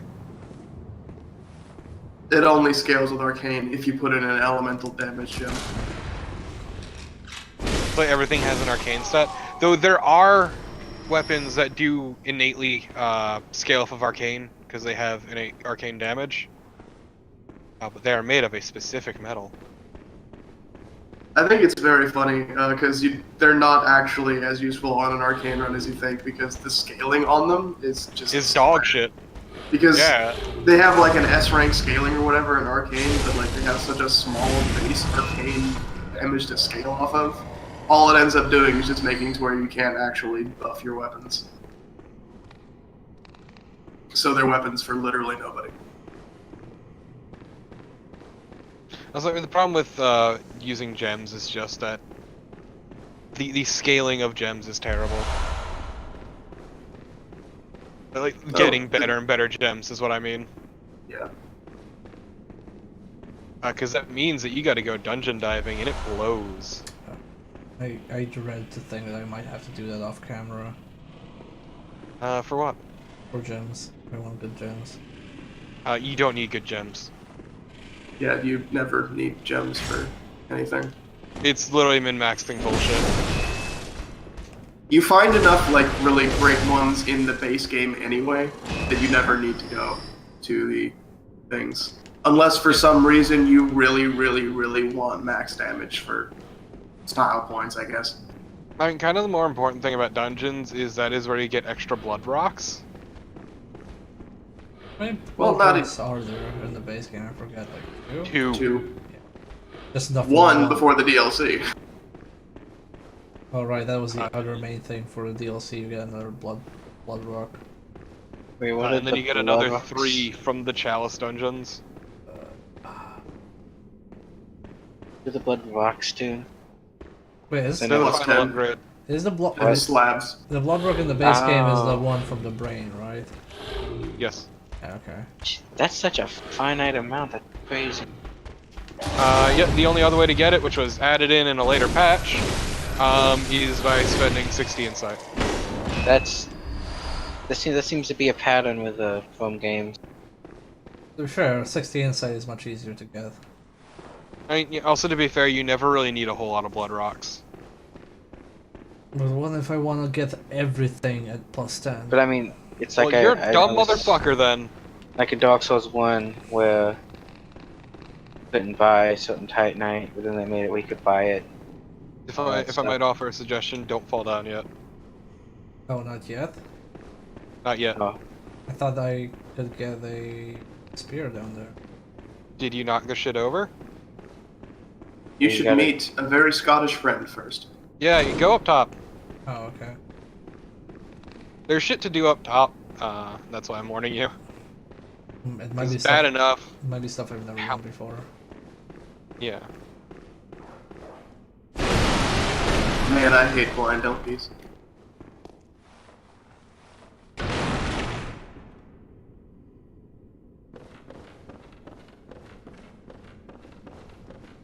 Alright. Yeah, right, these guys. Oh god, frame rate. Yeah, no, the frame rate in this game's not great. Boosted by the PS4 Pro. Buy today. Is it? Is it really? What does it actually It look good on actually the- is a lot smoother on the PS4 Pro. Huh. It's Yeah, not check. like optimized for it, but it just having a heftier CPU makes it like Yeah, run, beefier. not chug as much. You only gotta spend $400 more. I mean, yeah, for me it's kind of like, oh man, I can buy the PS4 Pro now. It's like, well, I already have a regular PS4. Why would I buy a Pro? I mean, Yeah, really, that's- the only reason you get PS4, the PS4 Pro is just for VR. So there's no reason for the PS4 Pro. Exactly. I mean, to be fair, I would totally be up for some Wipeout VR because that looks boss. Also, Wipeout VR sounds like you're gonna vomit everywhere all the time. Surprisingly, no. From what I've heard, it's actually pretty good about A that. hunter, are you? Oh hey, it's the best NPC in And the an game. outsider. She What is. a mess you've been caught up in. Your girl Eileen. Tonight of all nights. Here. To welcome the new This hunter. quest line that I always fuck up for reasons. Prepare yourself. Well, it also has a chance of for the bugging out, worst. I think. Yeah, let me There tell are you about the no time, humans left. They're all she got killed by flesh-hungry another guy right as I beasts killed now. him. Oh yeah, that bullshit because you have to fight the hunter that she's fighting, but you can't hit her, otherwise she becomes aggro. Still lingering. Actually, you can hit her. You have to do like, A I hunter think, alone. more than a quarter of her health bar before she aggro's onto you, like specifically for that fight. Oh, okay. No matter. Without fearing our It's still really stupid that you can damage her, but beasts whatever. themselves. Yeah, because you can't damage like summons. That's the emote. Enough a hunter. What in a hunter? You skipped the Brush line. your cape so hard you make the air. Still doing enough trembling in your That boots. was not. A hunter must hunt. I think we've heard that phrase enough. Munter. It's a good line.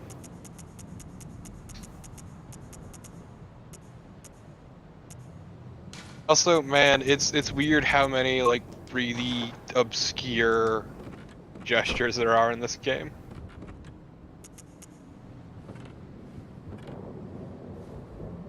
Like, I can think of one off the top of my head that takes a really bullshit route to get. So it's a Souls game, you How do say? you actually? Yeah, it's specifically brush off. Yeah, I was about to say, like, how does the actual like sex access work? When is it even activated? Hold X and move your controller. Oh, okay. That's hold X. Yeah, it is not one-to-one. It feels like shit, works like shit. You'll never get what you're looking for. It's great. It was basically a slash random emoji. Basically, it will never actually give you what you want, and you're gonna have to drop down. Yeah, I'm trying to. The easiest way is you have to land on top of one of the spindles, or the cranes. I think those are cranes. I'd rather not. That sounds very precise. Worst part is I think Not really. I have to drop down here twice. I think. Yes, you do. It's really good. And by really good, we mean really dumb. Yeah. Also, yeah, keep an eye out. Actually, it's just good game design. You found the rats? Man, I'm still sad they did not bring that Covenant back for 3. It was so neat. Oh, the Rat Covenant? Yeah, that was so, like, It was fun. Like, it is Dark Souls PvP I actually enjoy, because... It's like there's no stakes. It's not just PvP, it's like you're fighting the environment. You are There's actively fucking with somebody, and there are no stakes. Yeah, it's great. It's like what time there was one time I got constantly dragged into people's rat world while playing 2. I'm like, this is a ridiculous amount of times this has happened. Also, the areas for rat boys are completely optional. Yeah, they're completely optional areas and boss fight. And you have to, like, find them, because they're really hard to get to. And like, I mean, one of them you're gonna see normally, but yeah. And the rat boss of the Covenant, he's just a talking rat. Yeah, the one you're gonna go to normally, though, the Rat Covenant doesn't activate until you go into the side chamber. Yeah, I know, I'm just saying. Also, they are clearly, like, marked where the rat areas are. Because they have the giant rat heads outside them. Also, the first enemies you encounter are rats. Okay, later. See you. Like how when you're part of the Rat Covenant, the enemies don't aggro on you. Yeah, well, because you are using the environment to fuck with people. No, I mean like in like the main game itself, that's like a thing. Yeah. But, going back to this quick, you got the Saw Spear, which is a really good weapon. Yeah. Has really nice range. Pretty alright scaling, it's double scaling. It just does good damage. Also has serrated. And unlike the Saw Cleaver, it's serrated in both modes. Yeah, it's better than the Saw Cleaver in like every way. I mean, you could just equip it to another slot. I mean, the Saw Cleaver is better if you're going for like more pure strength. Oh wait, I can still use my If you ever gun? decide to do any kind of arcane or elemental damage run, the Saw Spear is like... Oh, this is pretty cool, because it doesn't like actually take up my gun slot. Yeah. Yeah. Yeah, basically it's you have your fast normal mode and then your slower but more range secondary. Yeah, that's It's pretty more cool. like a sword than a spear. Yeah. It's You really don't nice. really stab with it, ever. It also just feels really good compared to like the Saw Cleaver, which just feels kind of more basic. Man, you really hate the Saw Cleaver. I do not like the Saw Cleaver! It is I kind of find it really boring! It is kind of lame. Like, once again, I stand by, like, the Saw Cleaver was definitely, like, one of the first weapons they made, if not the first. Saw Cleaver wouldn't be so bad if the transformed mode wasn't completely useless. It's like, Ah, yes, I know exactly what I want in a short weapon, a lot of vertical swoops. it's like, you say it's a lot in a lot of the promotional stuff, but from what I remember, the cleaver is like serrated, so it could be the Saw Spear. And Cleaver serrated. On one side. But if you go to Good Smiles online shop and look at the Bloodborne Figma, I think you'll find that it's the Saw Cleaver and not the Saw Spear that they sell it with. So QED. Yeah, no. Once again, the Cleaver is what was used in all the promotional material. Cleaver on the blunderbuss. Yep.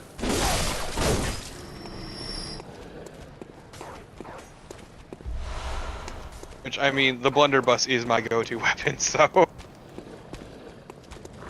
Blunderbuss or Blunderbuss is very blunderbust? Well, because, like, I never actually use the guns, except for parrying, so... fuck it.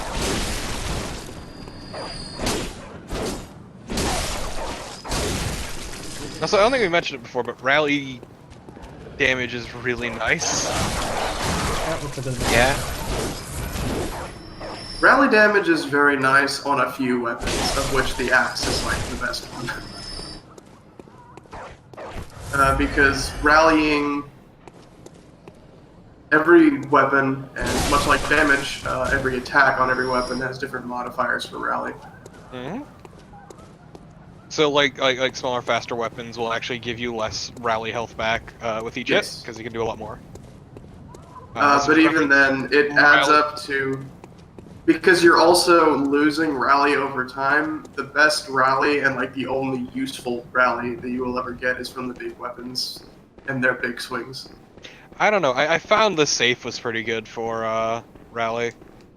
The safe has a really weird rally modifier on it. It is very good.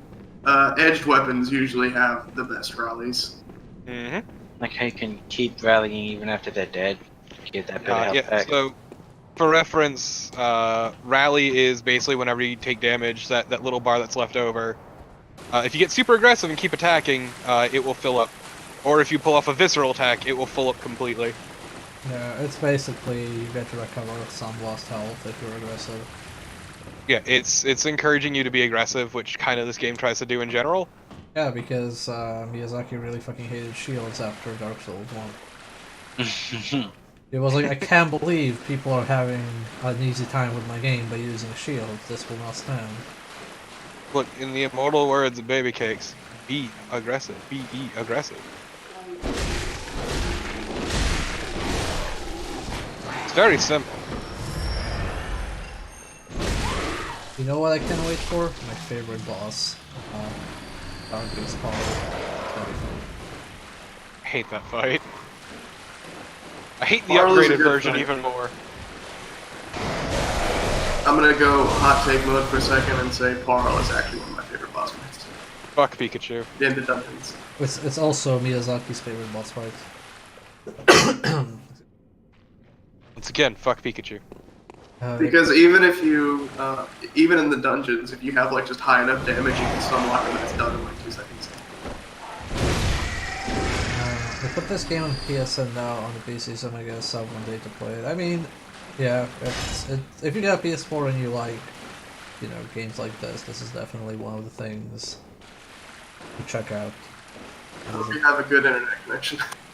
Yeah, I've tried doing that and it just felt awful.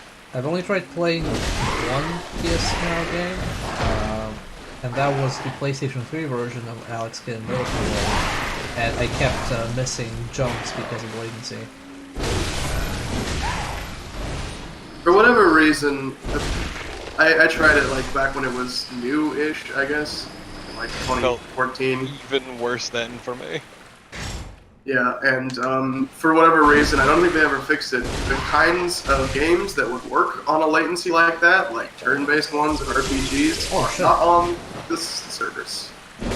It's all action games. Oh, so you know, even then it would fuck up inputs. Oh, a lot of fucked up inputs wouldn't really matter because it would drop it rather than buffer it. Yeah, when back when it was still in Serbia, I actually tried OnLive. Anybody remembers that one? Like, God, I remember that. I actually could play stuff there pretty well. Like, I played Assassin's Creed and some other stuff and just had no issues. The only thing... PS Now isn't on live? What? Well, on live back in the day, I don't know. I think it is, like, now PS Now. I agree, Train. Woo! Don't vox it. Please do not actually throw rocks at birds. Oh hey, there's the big boy. We're gonna deal with Big Boy in a bit. Fuck him. It's time to play doctor. I want to log Some a amateur shortcut before we deal with proctology. him.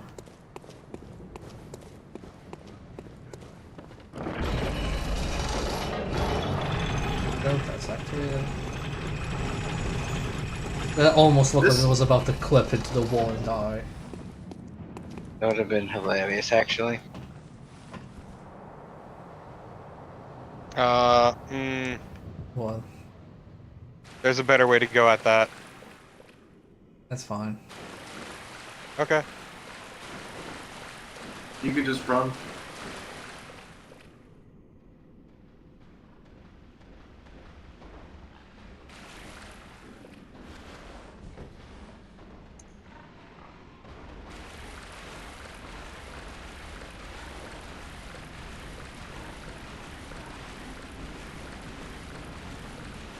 For whatever reason, I don't think the pig actually counts as a beast. So serrated weapons do not get the damage bonus on them. Yeah, there's definitely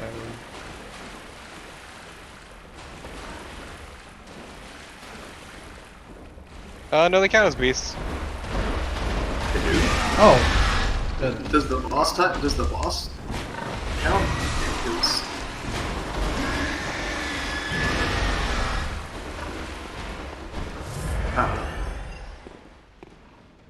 I don't know. I'm bad. I'm done. All this. Nah, you're fine.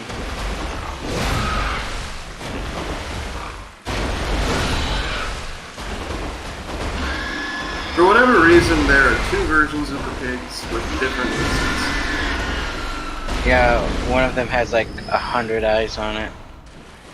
I mean, like, even before they changed the models, there are two different movesets. Like, the ones in the forest have a lot more moves than the one, like, here.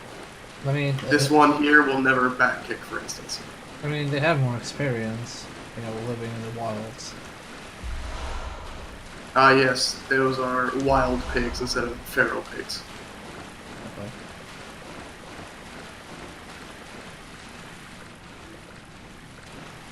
Yeah, that's a drop.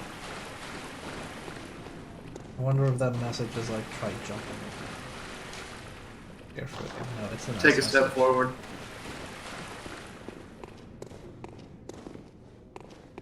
That's this game's try jumping. Yeah. To be fair, though, sometimes it's really funny because specifically the forest has really, really wonky geometry right at the edges of it.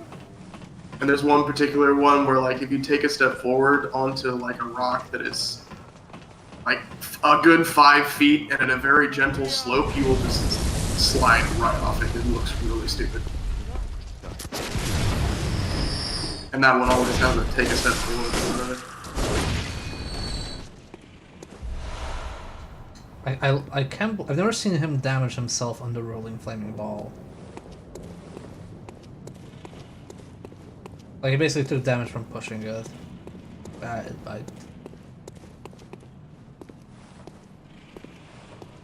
Ogres do not have fine motor control. Please don't make fun of them for it. This guy's gonna see me. I don't know what the peripheral version is. Enemies really don't have peripheral vision. Like you can be pretty far to the side of them and in front of them and they like won't see you. That's very easy to do with toys.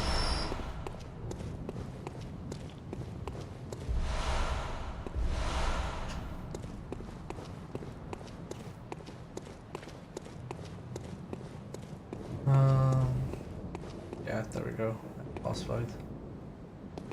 Did I explore everything I want? I think I like opened all the shortcuts.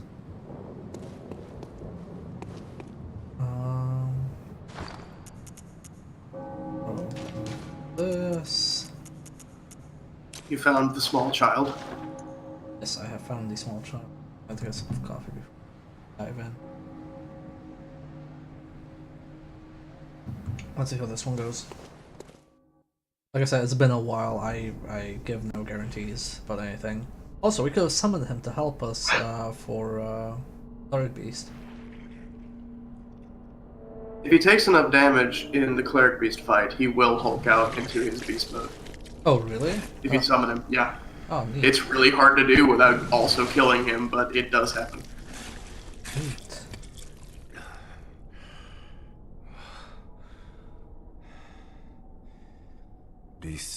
But only in the Cleric Beast fight. I don't think you can get it to trigger when you're just wandering around.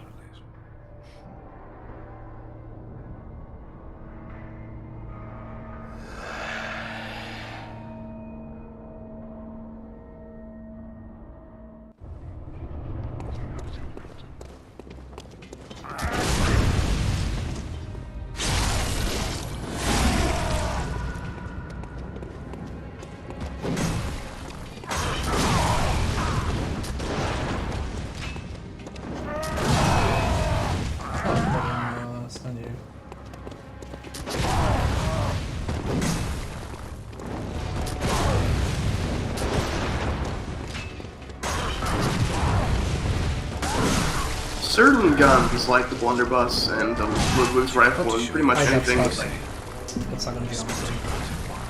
anything with pellets rather than bullets, has a very good stagger on it. Yeah. So even if you don't parry, you still can't knock them out of an attack that would otherwise kill you. No, I am just annoyed I couldn't dodge to the side because of a fucking pebble. Yep. Oh well. Have the shortcut at least.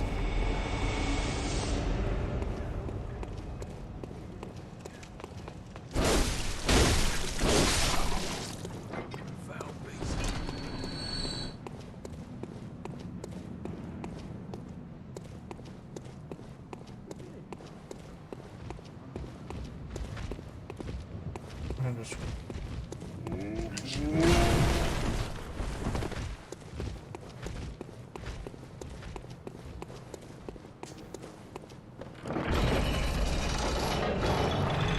Oh yes, I have talked to the dude in so long time, but not after the coding piece, like...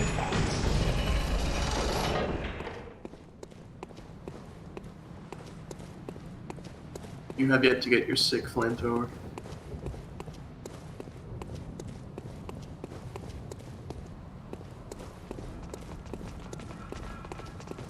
Oh, will he not fire the fireball? Okay, sure.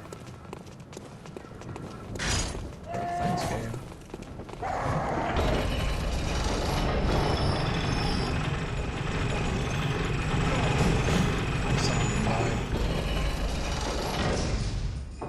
Two of them.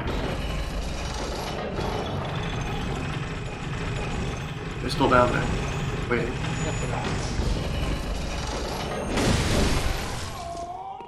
Hate that now I'm reading up on Chalice Dungeon bullshit.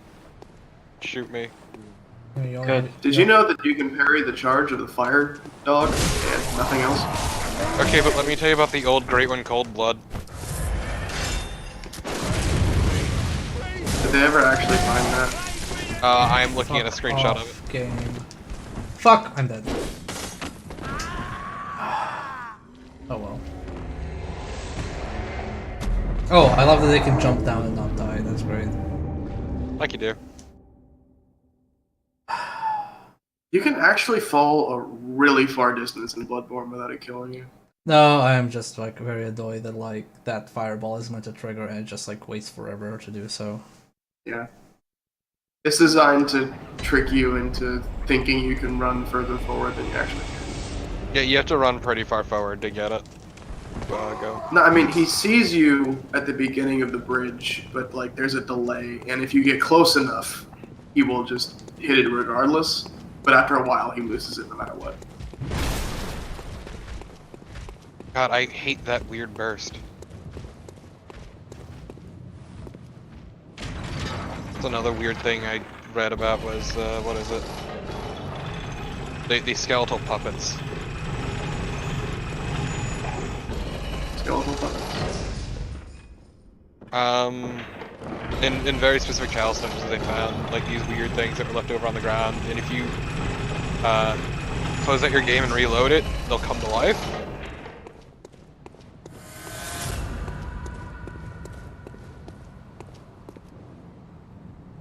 That sounds esoteric. Yeah.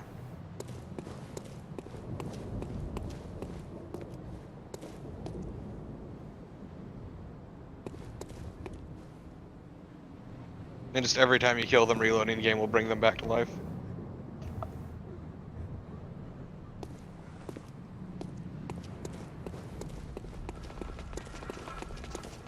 Also, I read the reason for the Bravestone thing, and it's really dumb. Did they forget to put a 1? No, so basically the way it happens is there's this weird, what people assume to be glitch, where if you explore the root chalices too many times and get too much root chalice loot, it will lock you into a set of 32 root dungeons.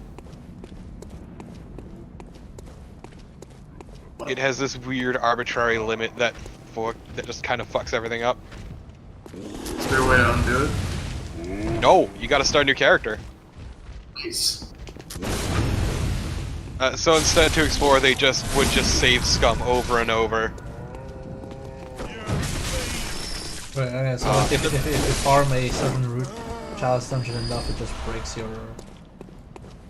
So it specifically is, it's if you go through the root chalices and collect too much loot, overall, it's an overall number.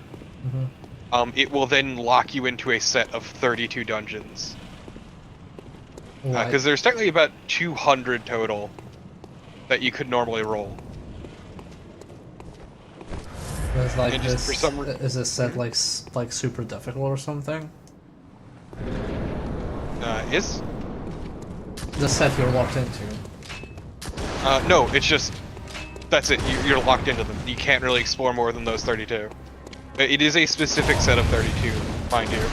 Okay, I'm gonna need to focus a bit, sorry. What's it, Rathan? I said I'm gonna need to focus a bit, please. Back to this asshole again.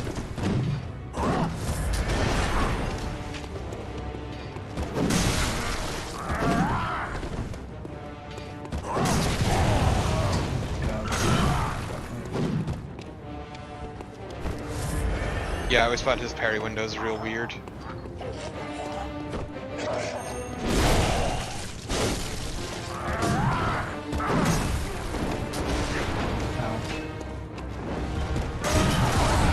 So I always hate enemy hunter guns. Because they hit fucking everywhere. They hit like a truck. The worst part is he hits less than those fucking... What's that smell? Hunters you fight next to the church. Oh, it seems to me it's enough to make a man sick. Okay.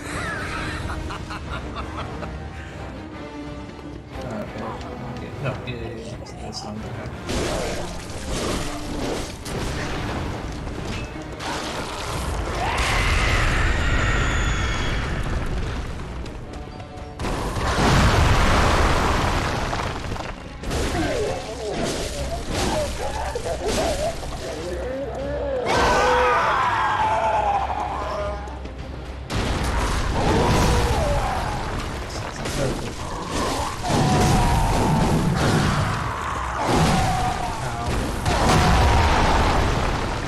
Jump attacks aren't very and you pretty much have to get hit by them. Yeah, it's not great.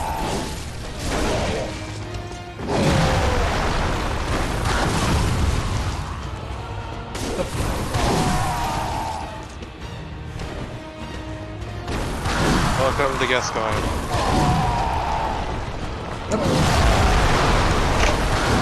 Music box only works 3 times. Ah, okay. Makes sense. Wow. Okay, sure. It resets per fight though. Yeah, no, it's more like sure about that combo. I absolutely adore getting stuck on those fucking gravestones over and over. It's really good. It's actually a lot better to just run up the stairs and fight him on top of the landing. Probably. You get less room, but you're not stuck on things. Search to one area fight to be a hunter fight. Yeah, but actually no. I was about to say, but at least the hunter fights in this game are fun. It's like no, there aren't. They're actually miserable. Also, another fun thing to realize about this glitch is that it also applied to the Sinister dungeons. And that is where they found the wandering boss. Nice. Is it one of the old men, the wandering boss? It is the Elder.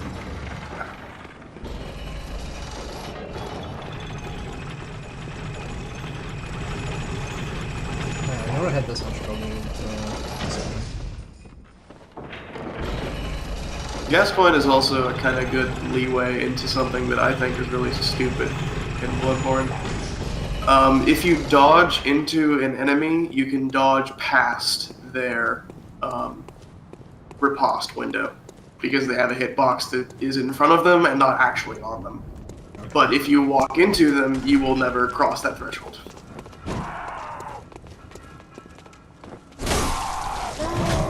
So it is always better to, if you're far away from an enemy that you parried, to sprint into them rather than dodging into them. I guess like, because like dodge is like when you're locked on like an instant thing, so it's like I guess people instinctively think like, oh, if I dodge into him, it's faster than just like straight up running. Yeah.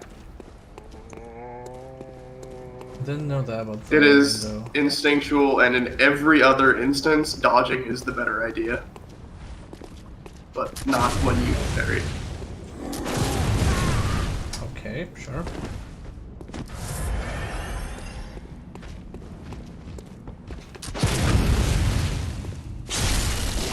Definitely, like, I just hate like some attacks. It's like it has a parry window and some doesn't, and the only way we can really learn is like, you know, trial and error. Trial and error. That really annoys me. Yeah, it's a bit delayed, I guess.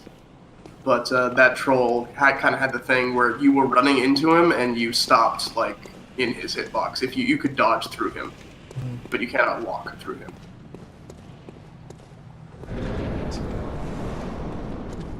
It's dumb. I would get shot Yeah, boy. 3 times. You know what would have made Bloodborne a lot better if you could parry gunshots. Oh, Just shoot their bullets out of the air with your own. To be fair, parrying a parry sounds pretty good. Just what if I could shoot a bullet? What if there was an infinite parry chain that could go on literally forever? Back and forth forever. Well, The ideal baseball game. 2 teams, both doing a no-hit run. well, it's not really like infinite parry, it's more like who will try to parry first.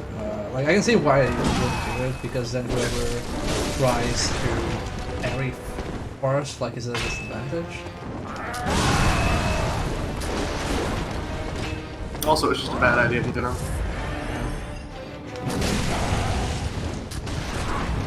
Parries should have punishments, but not too harsh of punishments. Also, my team really likes a shotgun. It's a good shotgun. It was his dad's. He It was used his to dad's hunt dad's. Or deers went extinct. You remember the old deer found on the streets of Yarnum? Yeah, the 30-story ones. Damn, it still went off.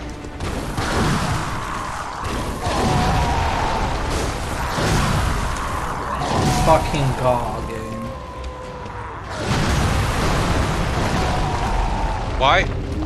Why was that howl coming out of the right channel? I don't know. Why wouldn't it? Is there something wrong with the right channel? You know what's wrong, you son of a bitch. I mean, I can always load up the Surge and we can listen to that one No! electrical wire. I will ban you from your own server.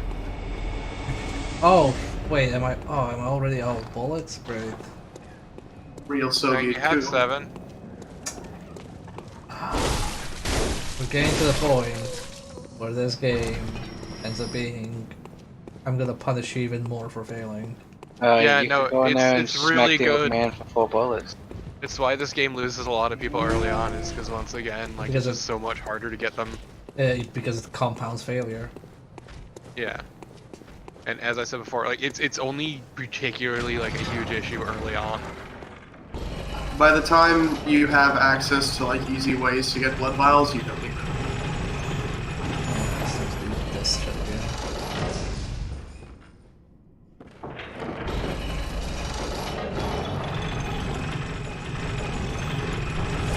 One tiny mercy is that you can rally back bullet health, and also if you're doing like a lot of ranged, you can get 2 blood bullets out of 1 blood vial. But only if you're confident.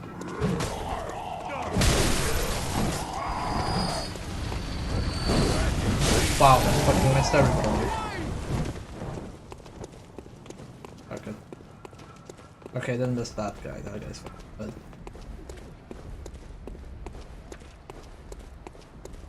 yeah, that's what I'm just gonna.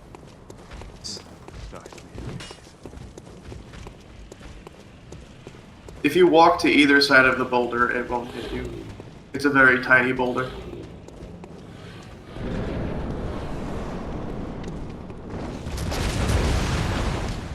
Pretty much all boulders in Bloodborne can do that now that I think about it.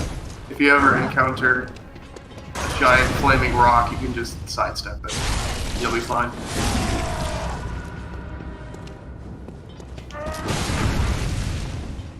I also don't get why it removes the lock-on after a missile attack. It's because it doesn't want the camera freaking out, because it locks you into an animation that moves you around a bit and the enemy.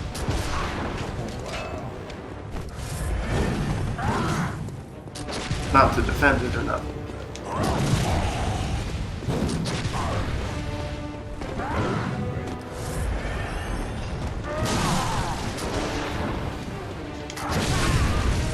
Blood Tinge Run off to a good start.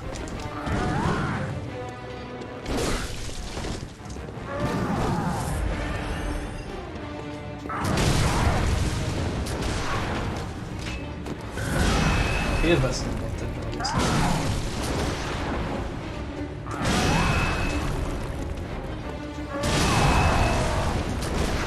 Wow, fucking.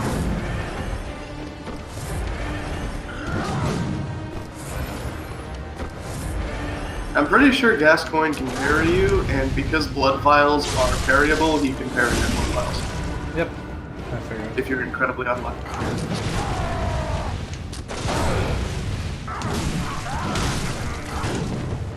Oh, he can just grab you and fucking. Oh, how did I even? I hate this.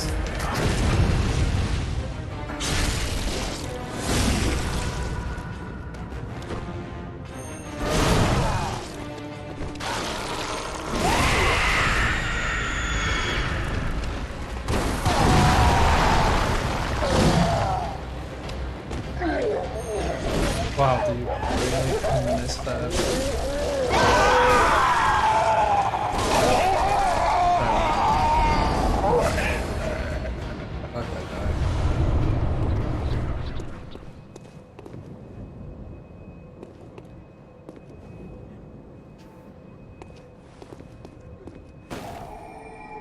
Finally, pop up petrol instead. Yeah. Deserve it. Cost me more shit than he was worth it.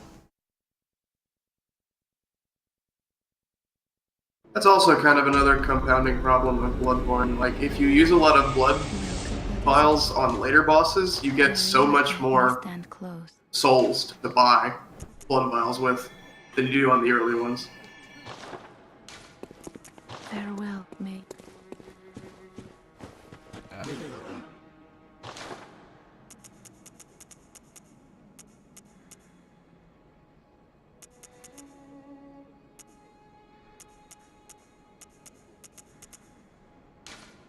They kind of tried to alleviate that with the scaling blood vial cost, and that like it's super cheap right now. And then it only Doesn't gets matter bumped though. up. I know. It's still too expensive, even with being cheap. Well, yeah, because the game is fairly stingy with blood echoes later, like early on, but later on it just gives them like it's going out of style. Yep.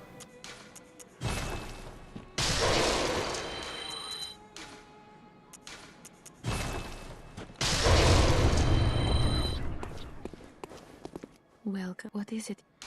Honestly, I can kind of see what they were going for with the blood vial system, because what they wanted to do was kind of go like Demon Souls, in that if you used a bunch of blood, if you used a bunch of your Estus in an engagement, you still had the option to get it back by continuing on, and it wasn't like it incentivized you to keep going because enemies will drop blood vials and you can get them to restock that you have on the thing.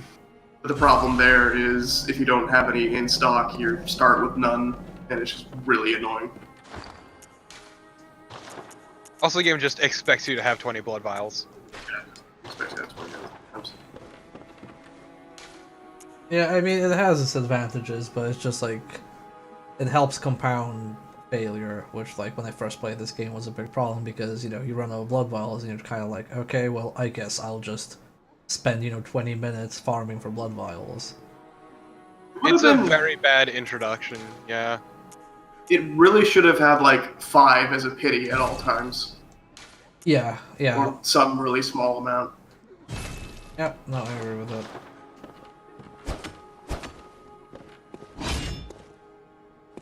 Kind of like Dark Souls 2 did with if you've run out of... there is a way to go human if you've run out of all of your effigies.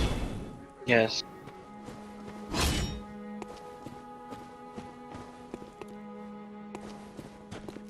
No, parry doesn't really add anything.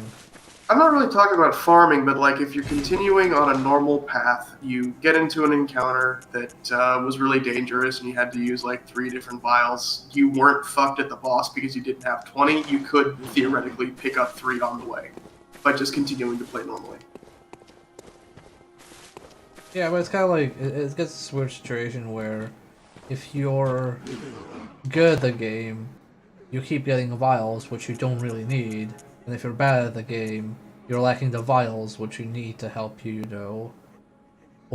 make it easier for you to survive.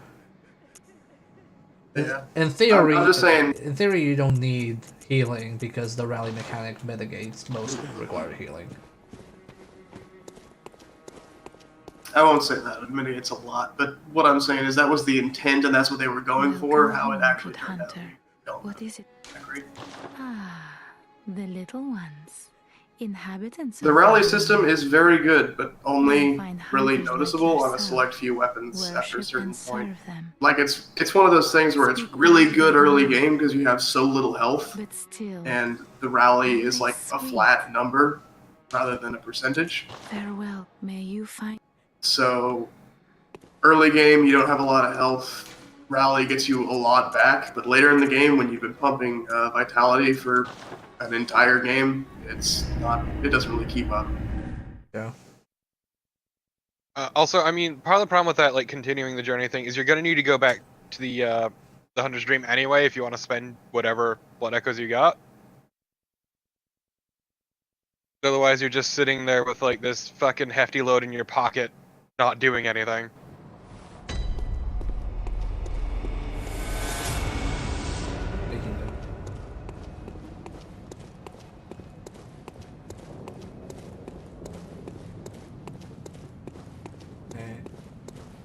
There's a few things. How about we just compromise and say you can never have more than 10 on your person at any time? I mean, I think that the Estus system is pretty damn good. So yeah, it's really weird that they went away from that. It's also, I also did enjoy the life gems. Yeah, I think the life gem plus Estus was kind of like an okay compromise, but it's also like when I played Demon Souls. I maybe because the game is easier or something, but I never felt like in Demon Souls you had trouble with healing items. Like I could be wrong with that. No, you literally never. You always have shit on you regardless. Yeah. They have 20 different types of grass and a shitload of different healing items. They really expected you to always have some kind of way to heal. Yeah. There's a bunch of stuff we need to do to just kind of future-proof some side quest stuff, so we're gonna talk to some people. To be fair with this game, it is basically them throwing a bunch of shit at the wall to see what sticks. With this game? Yeah. Bloodborne was actually very experimental. I mean, avant-garde, you might say. I mean, yeah, I'll agree with that, but to a point, because I think a lot of the decisions that they made with this were very heavily based on how people played Dark Souls. Yep. And to be fair, go on. No, go ahead. No, you go ahead. But I was just saying, like, Dark Souls 3 kind of got what I was saying they tried to do a lot better, because they had the Estus system, but also if you killed certain enemies enough times, there was a chance you could get Estus back. And that's, I guess, what they were trying to do with the blood vials and failed. Yeah, I can see that.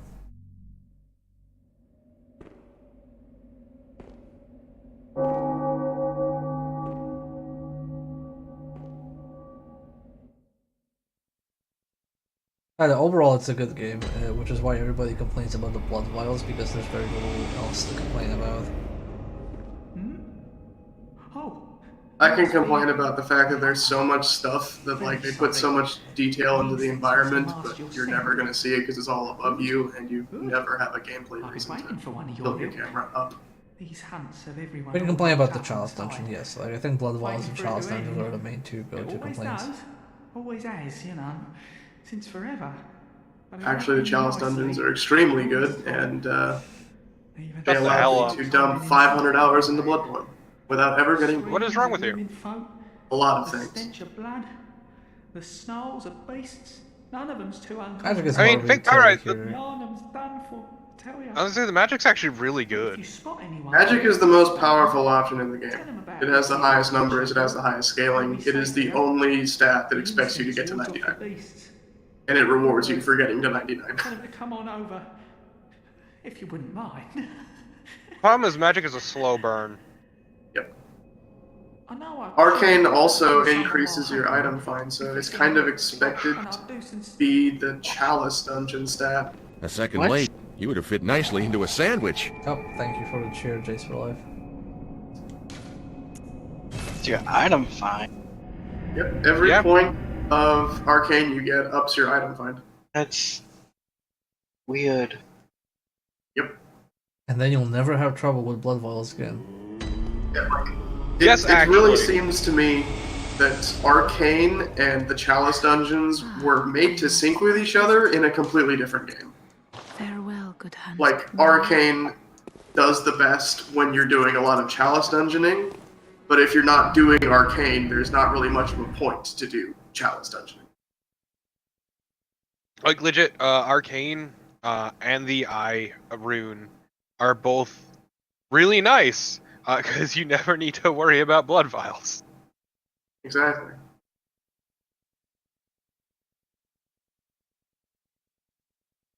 And also, you have the highest damage.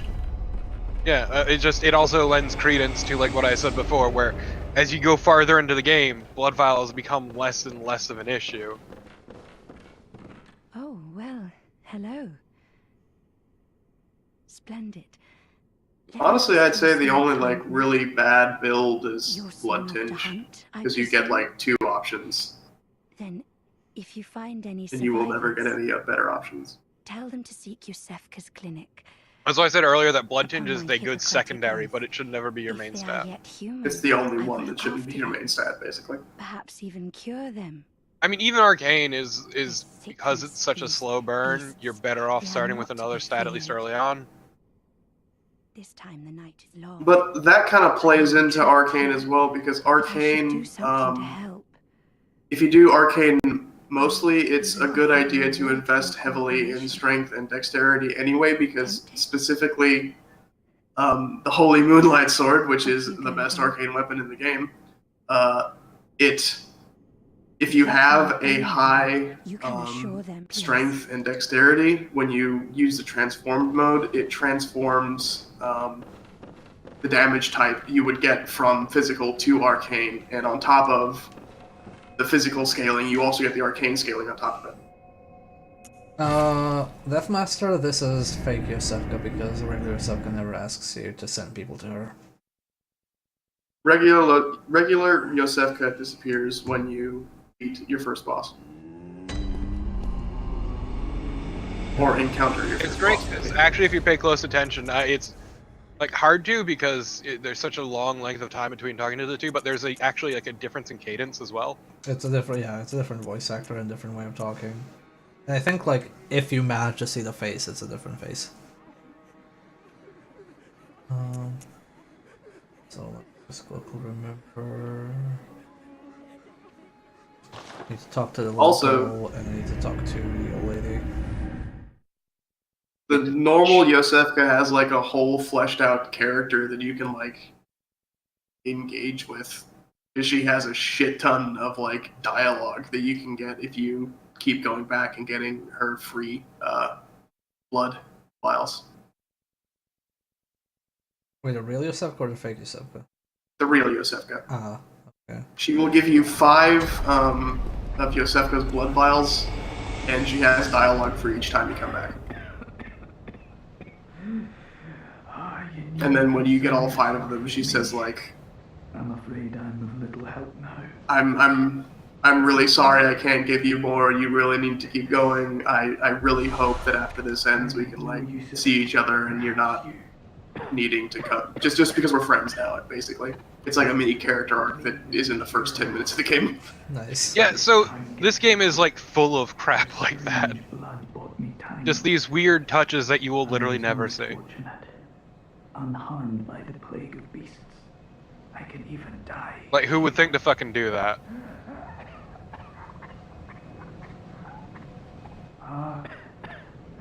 Maybe if you're really bad at fighting the 2 dogs?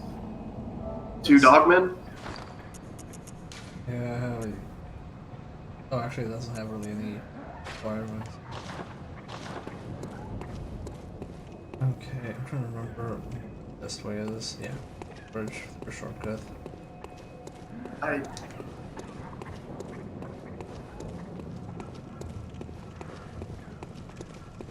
This is more of a Souls thing, but Bloodborne is particularly weird that a lot of weapons have strength requirements that are so low that there is no class that's not able to wield them.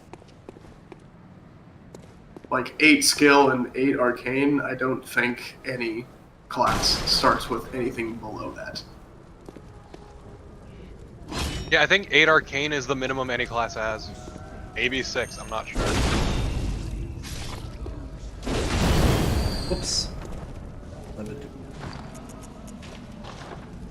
Also, another weird thing with arcane dealing or messing with your item find is that just objectively some classes have better times finding blood vials than others.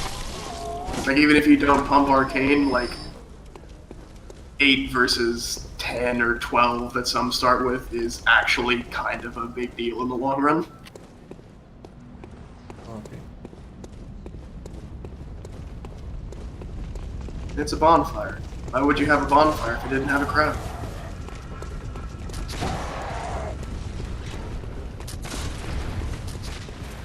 I actually don't know how far to go. Oh, I know they'll shoot me.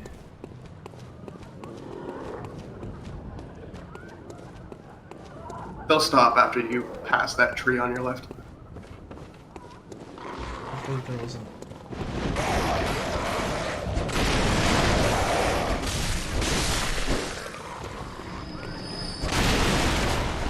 Oh, wow.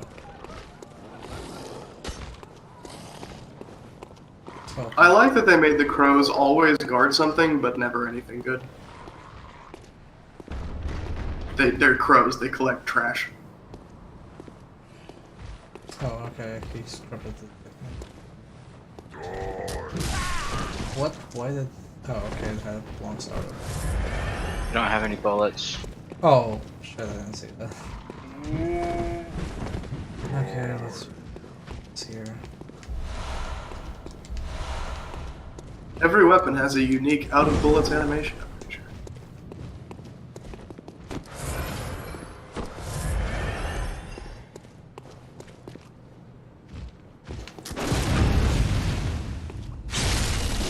Some of them are even exceptionally stupid. Hey, blood vials, I need those.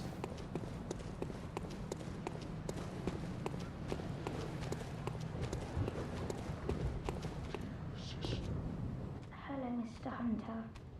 Still can't find my mum. Oh, okay. I can wait. But isn't there something I can do? Maybe Mum and Dad are stuck out there, waiting for me to come and find them. What do you think, Mr. Hunter? Okay, so... Yeah, if we gave her the brush from her dead mom, I think like that would end the quest immediately. And she'd probably just like... I think she'd just stop stalking. I tell her to fake Yosefka's clinic or to Odin Chapel.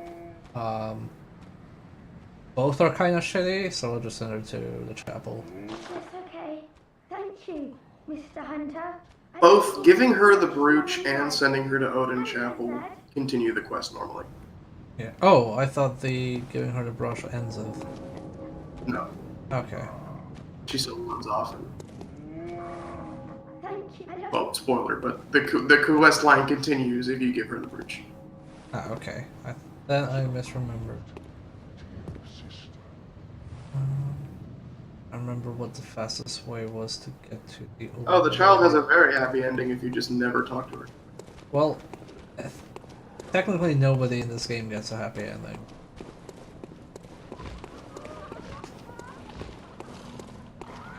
Yeah, Granny's across the bridge through here.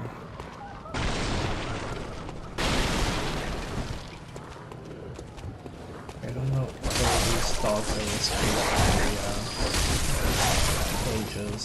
I would have sworn that there's something like breakout. Some of them do, but it's a really weird trigger. I don't actually know what causes it, but just sometimes they randomly get out of their cage. I remember it happening once or twice to me. I don't try to stun it.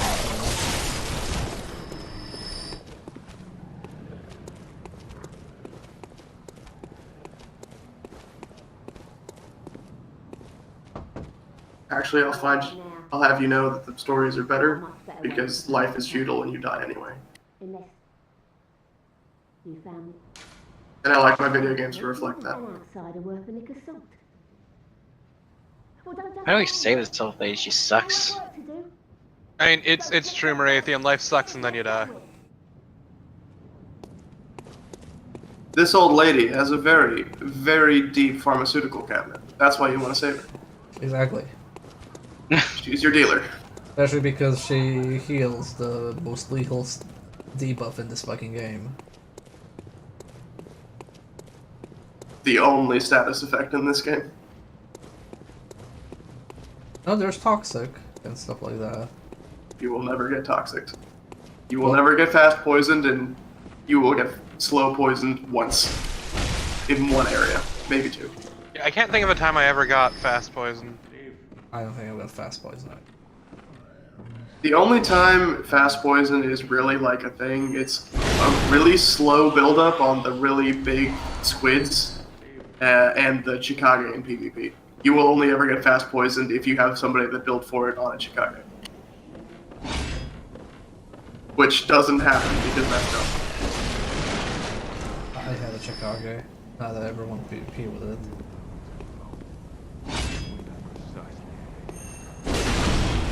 It's a good weapon. It's a very fun weapon. It is not a good PvP weapon. Yeah, it's fun to use in PvE.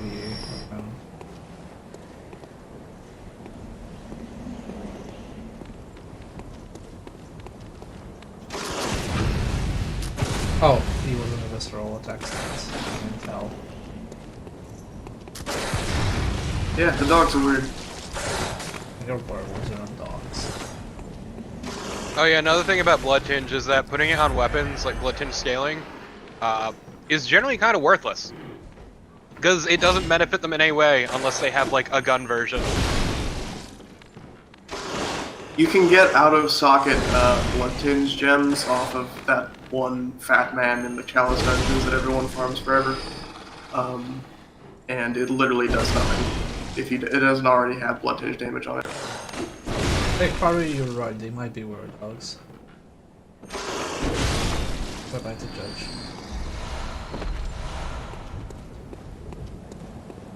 Maybe man was the real dog all along. I mean, if we're gonna have were-hogs, we can have were-dogs, I guess. A dog of the state. No, that's just like capitalists in general.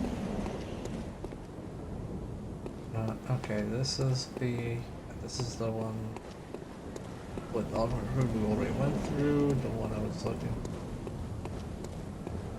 somewhere across. Yeah, this section I think. Yeah, it's a little square with them fucking assholes.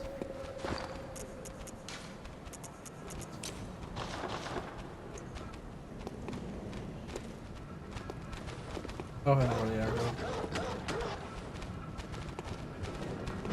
Dogs have a very large accurate range because they can just smell you. Yeah.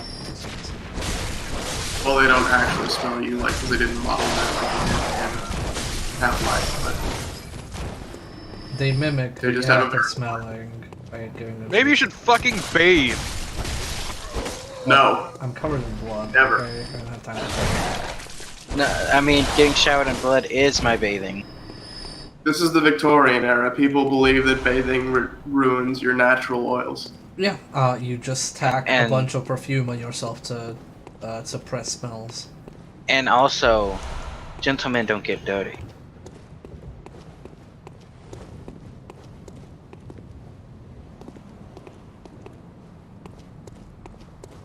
What part of Bear makes you think he's a gentleman? Wow. Rude. I mean, look at that facial hair. How could you not? We're talking about, I mean, he's are slaughtering the hoi polloi. What other gentlemanly thing does he have to do? Wait, are we talking about Bird the Bear or Bear is in me? Which part? Who of the two is not gentleman? Yes. Yes. Wow.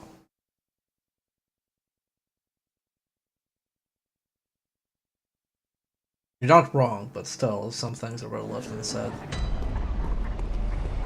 I was reading the diary of some well-learned Indian adjunct to a weird British officer in like 1890s South Africa during the Boer War.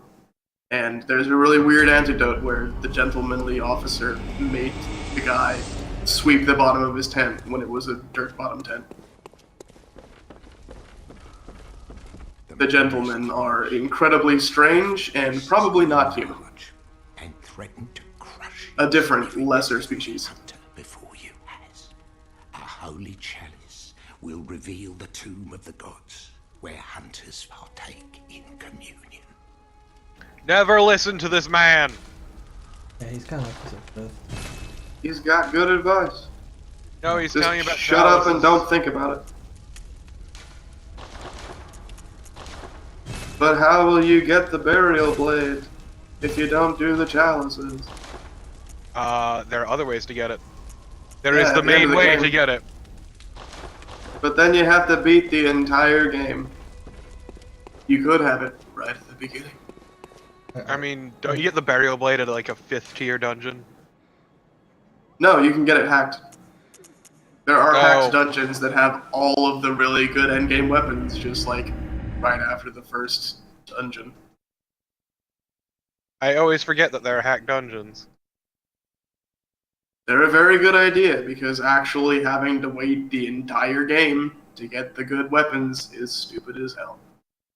Oh yeah, the burial blade is another one with native arcane damage. Yep. That also is the one that has so little damage. All it does is just you can't use fire paper on it, so it's bad. Yep. Chachi, we will not hunt on Marionette, okay? We have some standards on this stream. I mean, she is a fuck doll, let's be real. Thank you. So that No. old girl, you told her about this place, right? You know it to be true, She don't Marathian. offer me much in the way of No, she's one of those weird conversation. Japanese Yeah. $13,000 articulated. Send him a knock to her. She's porcelain Garmin's dolls. real doll. No. Yes.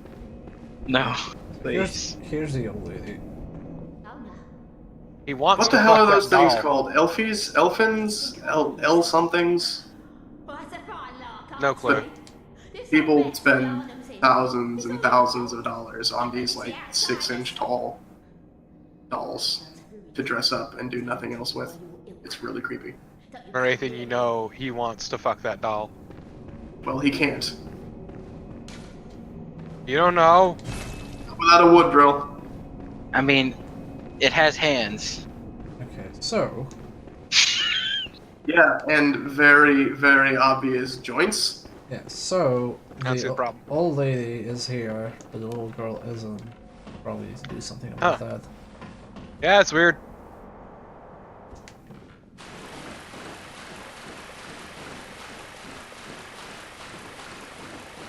Which, man, there's some weirdness about the thing doll is based off of, too. Worry about that then. There's a lot of weird things in this game that are just kind of cut, but still there.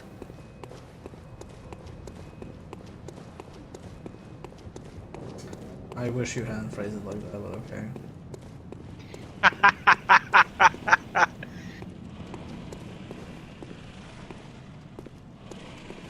Like just weird triggers that are set to off by default.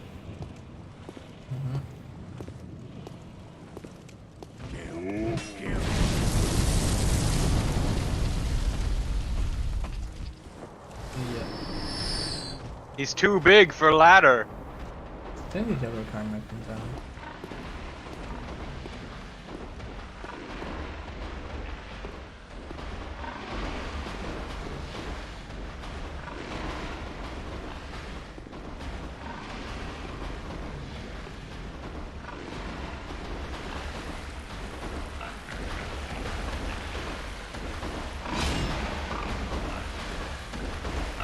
I'm the race on it.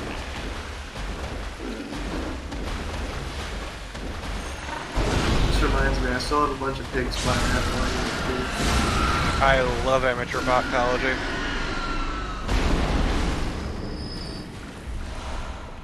Has anyone ever cooked with pig spine? Ooh, red messenger ribbon. Huh, that's weird. So let's see. And no, I have not. Oh yeah, bear. Yeah? Bear, in your inventory you have the red brooch, interact with it. Oh, I have to do that to get the blood gem. Arrest the brooch. Yeah, I was like, I could have sworn that that's the one that goes into any slot, and like, why wasn't it my thing? Anyway. Red ribbon that messenger oddly fond of. The thick print red was drawn from the organs of some unfortunate victim. A strange choice indeed, but perhaps for the messengers wearing this aster constitutes a form of mourning. So, it is basically a little girl trying to get to the chapel and getting eaten by a pig. We're still not done with that quest line. Eaten by a man-eater boar. Actually, do I need to like progress the game, or can I immediately go? You need to progress the game. You need to get past a certain very specific point that you will know. Okay. Needless to say, you've got about half the game before that's relevant. Which is really weird. Yeah. Let's go continue. I'm gonna actually go back to the Hunter's Dream so I can put that brush into my hammer. So, weird thing about the brooch, you very obviously smash it in your hands, but the blood gem you get is perfectly round. Well, we're smashing out the frame around it. No. Obviously. That's not how it works. That was a closed fist, Bear. It was a very carefully aimed close fist. Done. Smacked it in my sword and or hammer. Your sword Hammer sword. One thing I absolutely adore about the Kirk hammer are the inscriptions on it. Well, yeah, it's holy. Exactly. Welcome home. What is it? Somebody like ripped them and tried to translate it, and it was really stupid, and I've already forgotten it. Oh yeah, another fun thing about like holy and serrated is that the actual modifier is on a weapon by weapon basis. Yep. Some serrated weapons get less serrated bonus than others. Oh, fuck it. This game loves its really arbitrary numbers. That's every single Souls game ever. You're not wrong. Serrated doesn't even correspond to like a specific damage type, because the Beast Cutter is like serrated in all forms, but it only does blood damage. I put ribbons on your boys. I forgot. I will put them next time.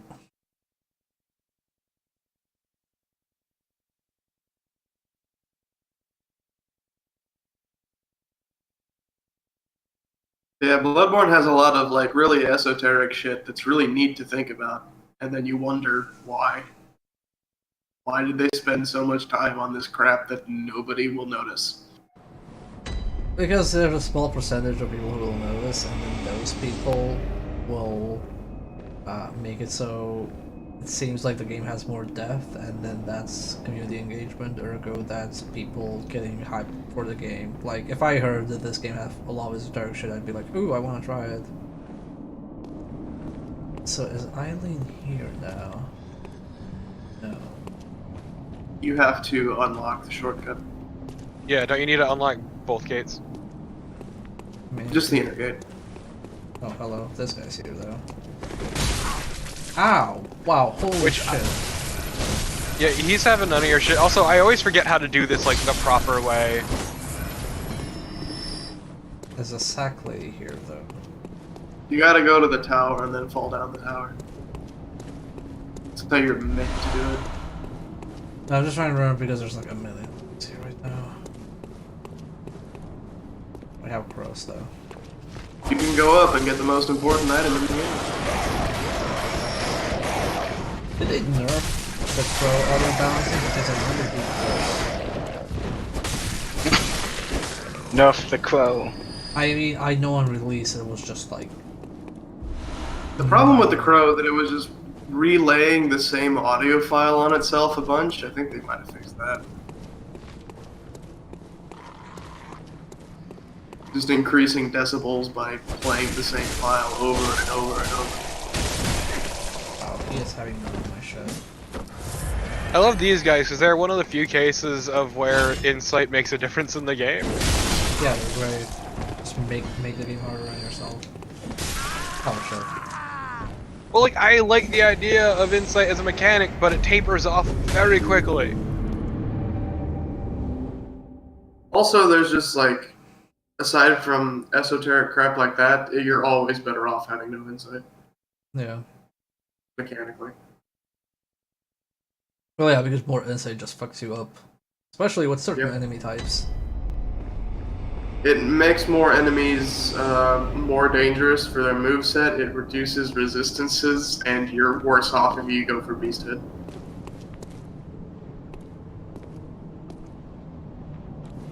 It is just like a number you never want high. Unless you're gonna save up to buy something, I guess. But if it's high, then I get to see more shit. It's always good, right? Not really. I mean, you get to see more shit up until you don't. The threshold for seeing shit is literally just, I think 15, is it? Nope, there's stuff on 40. Yeah, there's also stuff on 60. Oh, really? Oh.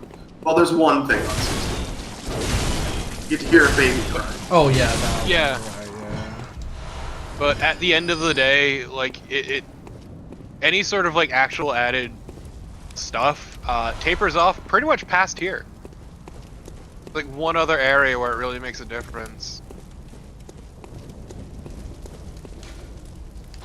Okay, I think it kind of makes sense, because these are the first areas in the game, so they're the ones with the most budget and the most time. Yeah, it's just frustrating because you see, oh wow, this is a super neat mechanic, and then they just don't really use it past a point. Actually, also I never actually used the crook hammer on the normal playthrough. This is the first. Like, I've never really liked it. The Kirk hammer is very good. No, It is a gigantic hammer. No, it was more when I was like, I was in the mood for very fast weapons. I played this the first time, and in the meantime I learned to like heavy weapons. I mean, the Kirk hammer is nice, but the Holy Blade's basically just a better version of it. Yep, which is why I'm looking forward to getting it.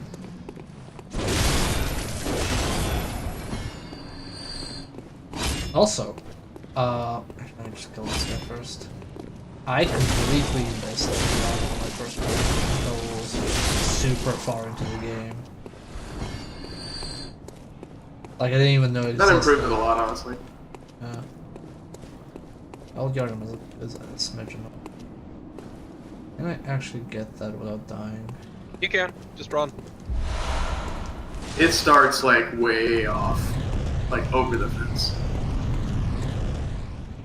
And that's one of the things. That's where you get how you get into DLC, right? Yes. Yep. Okay, so do all Yarnum, or we can unlock a bunch of shortcuts. I did honestly play up until the Vicar Amelia path is open, and then I'll go all Yarnum because I hate the Vicar Amelia fight.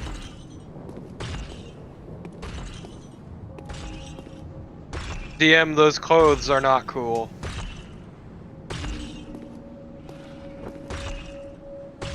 Yeah, I won't call them cool. Horrible. What is the top hat? Just a really tall fedora. Top hats are not cool. I'm not allowed to use top hats due to my branding. The top hat died with total biscuit. But it's more For the like, better. it's a capitalist thing. And if I don't brand myself as really so impaired, then I can't be a capitalist.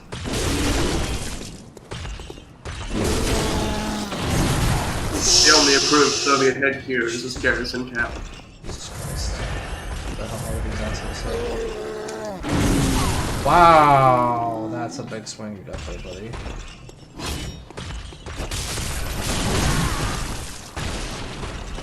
Just gonna fall back. Also,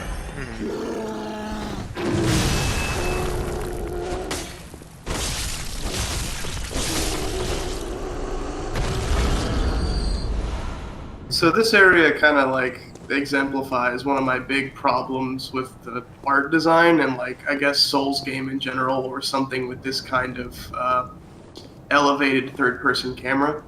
And that they put a lot of effort into like putting things above you that you'll never see because your camera's always pointed right in the dirt. Okay, I'll be honest, I never actually noticed these, whatchamacallits? giant-ass incense burners. Incense burners, yes. And like there's an actual horizon and you can see buildings around. They put a lot of effort into the skyline and you'll never see it. You'll just look at the bricks. They're really nice bricks though. Just blew all of their budget on Yarnum. It's especially egregious in like Dark Souls 3 and like Build. They put a bunch of effort into stuff that's like thousands of miles above your head.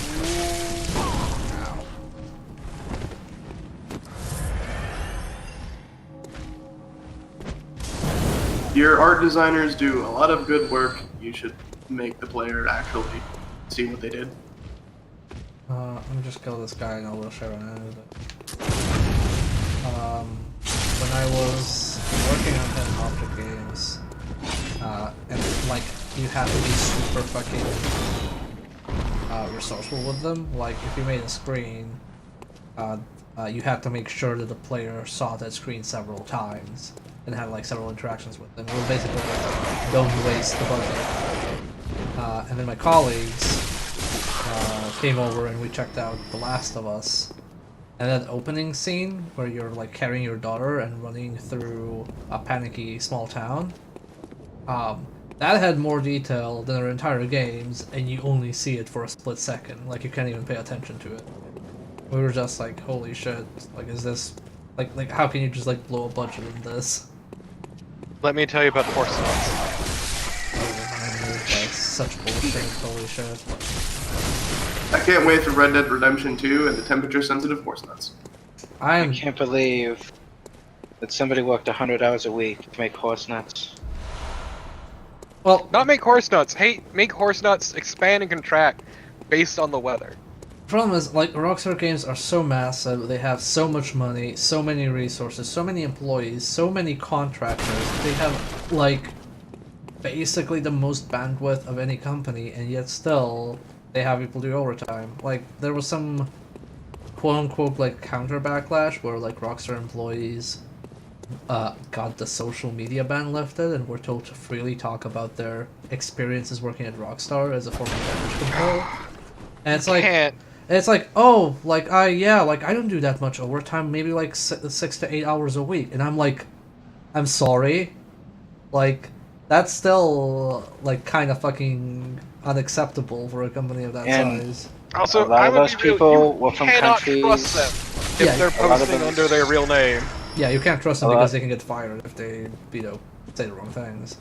Yeah. A lot of those people are from countries where that kind of shit's not allowed. Yeah, no, it is. As well. It is like so annoying, and like Rockstar and CD Projekt Red and Naughty Dog have like the worst reputations for crunch in the fucking industry, at least the AAA industry.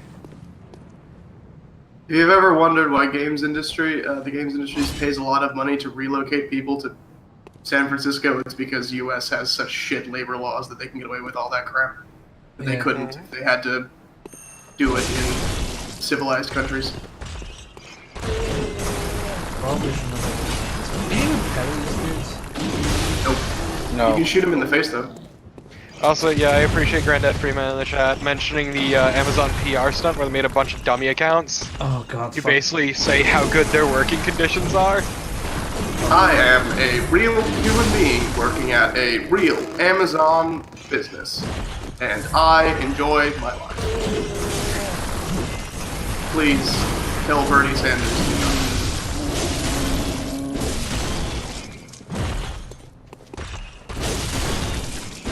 Honestly, the fucked up thing is I think those weren't even dummy accounts. They were just like, they made their employees create a social media account on a specific template and say like the same thing, but like slightly different.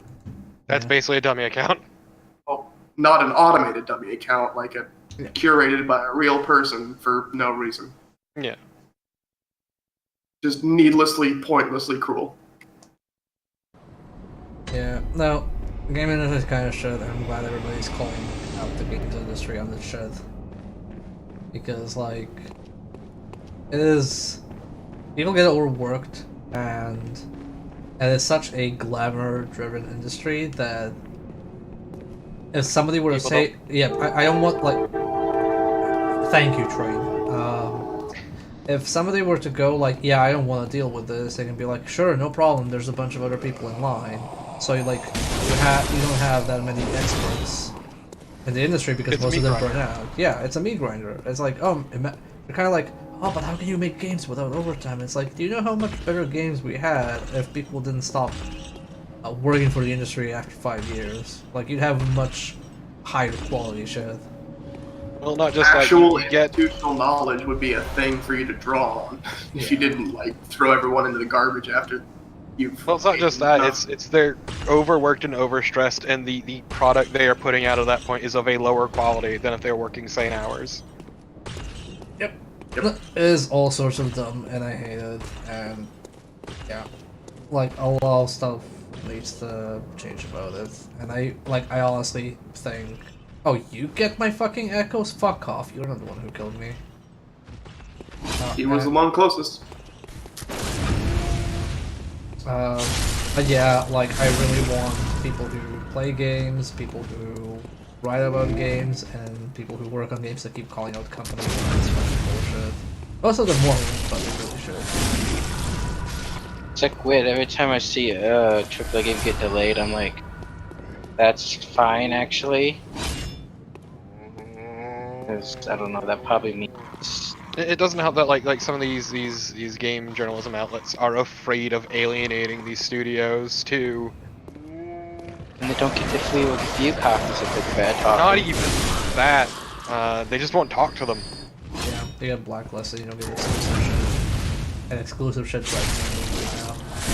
Yeah, it's games industry is kind of discovering what happened to car journalism around like the 60s, in that if you are critical of the industry you're talking about at all, they have a lot more power than you do. Yep. And if you are if nobody will sell you a car to let you review it, you cannot be a car magazine or radio show or whatever you was. Which is why you have all those freaking weird glowing reviews of like the Pinto when it came out. God. Because nobody was actually allowed to say anything bad about it? Yeah. It's kind of like, like there's a lot of bad stuff that happened when like streaming and YouTube personalities came. I think, oh shit, it's the item thing. Oh, that's fine. There's a lot of bad shit that came with it, but to be honest, like, it also lowered the barrier to entry to like how much influence a person can have. So it's kind of like, oh, okay, like a publisher won't work with me. It doesn't really matter that much because you can still build up a following without that and have some like sway. And I think it makes like actual regular journalists a bit less afraid these days. That's just like my take. It also helps that like game reviewing and journalism in general has changed over the years. It has. I think it's gotten better, but still has ways to Well, like go. if we're just talking reviews, I remember ages ago it was the big thing is you had to review as much as possible all the fucking time. Like it was a huge thing. And now basically people are just reviewing what they wrote to review, which is much better, honestly. Yeah, we're getting to the point where you can just be a niche reviewer because people are generally trying to find people whose tastes they align with and who they trust in general. So Also, you aren't wasting your time and energy on shovelware all the time. yeah. No, it's a much healthier state now than it was before. Like, I will not buy a single copy of IGN magazine if it doesn't have at least 2 reviews of Ninja Bread Man. Exactly. And every single clone. 2 separate reviews from 2 different. Oh no, it doesn't have to be 2 different people, just 2 reviews. Also, talking about the game super quick, that room with urns and the door at the end are another one of those infamous mysteries of Bloodborne, where it's like, hey, where does this lead to? And it's nothing. The answer is nothing. There's nothing behind it. Just the void. Yeah. If you want to just sit and look at the skyline around here specifically, you can see they put like so much effort into the skybox. It's really good looking. So much stuff. The game looks so good, and I'm just really mad that you never see any of it. Like, the average player will never see any of it.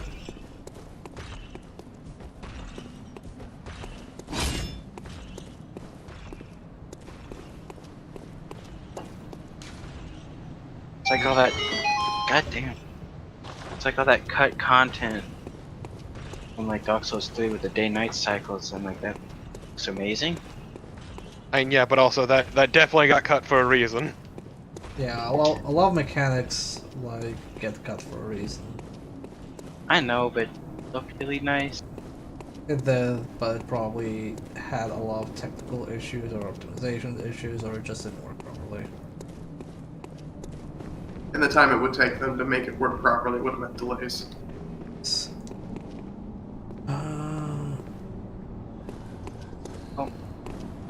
Wasn't every Dark Souls game made like a 2-year dev cycle? I don't mind delays if it means making the thing better. Well, you're not the person with the purse strings. Yeah, you're not the execs. Publishers, games are expensive to make, and a lot of the reason,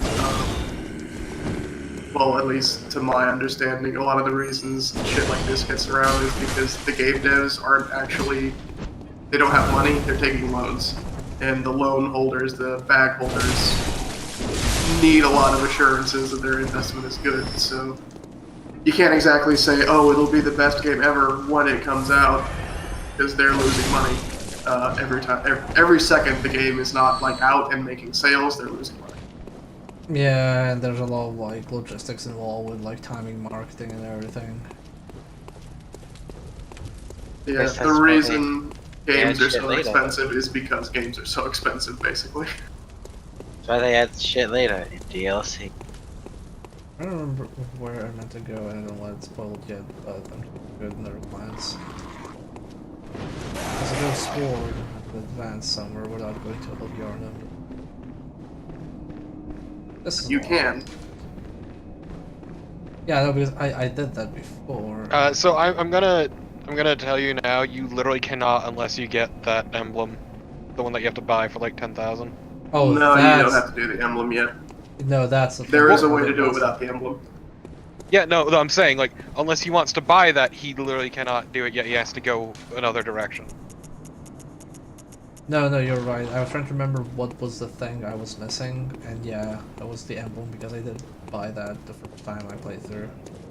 Yeah, but you don't need it. There's another way to go. If you go down where you just went up in that big rotunda with the 2 dudes, that's where you needed to go. Okay.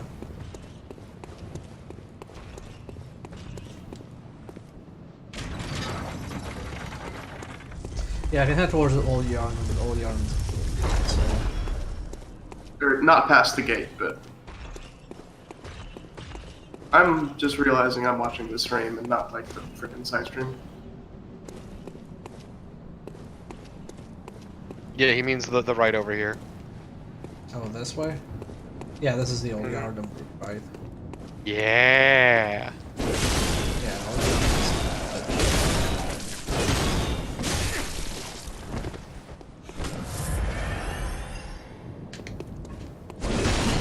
Good job me missing. Try that again.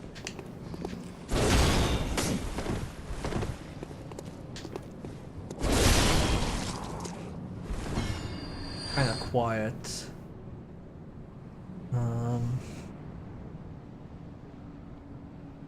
This is the most I can increase my volume.